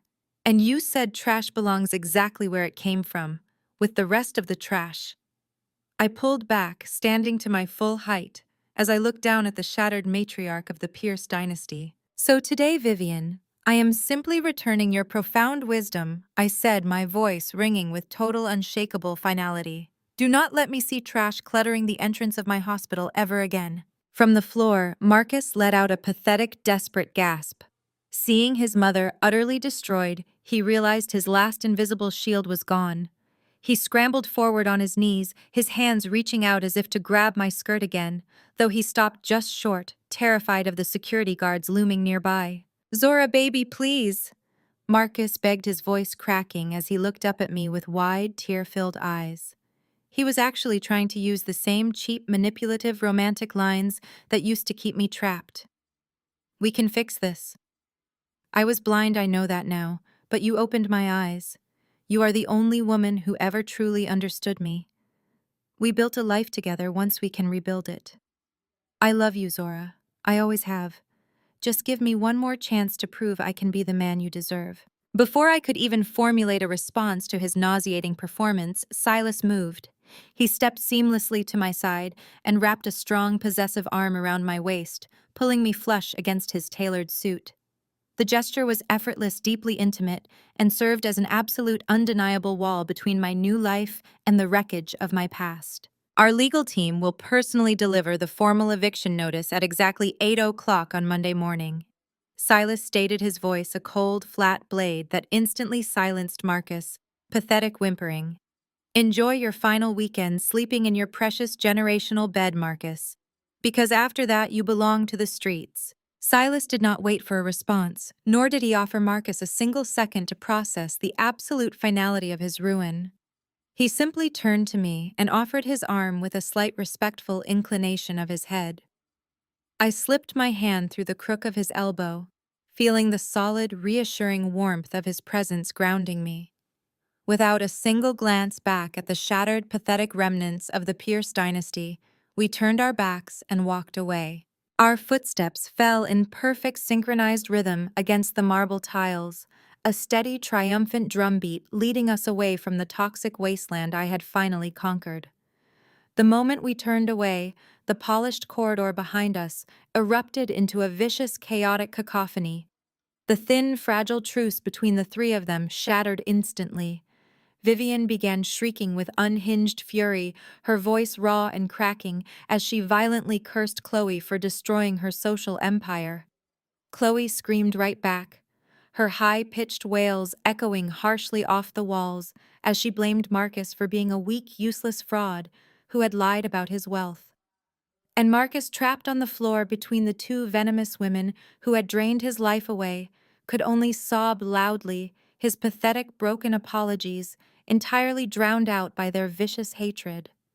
They were turning on each other like starving rabid animals, locked in a cage, tearing into whatever flesh was left.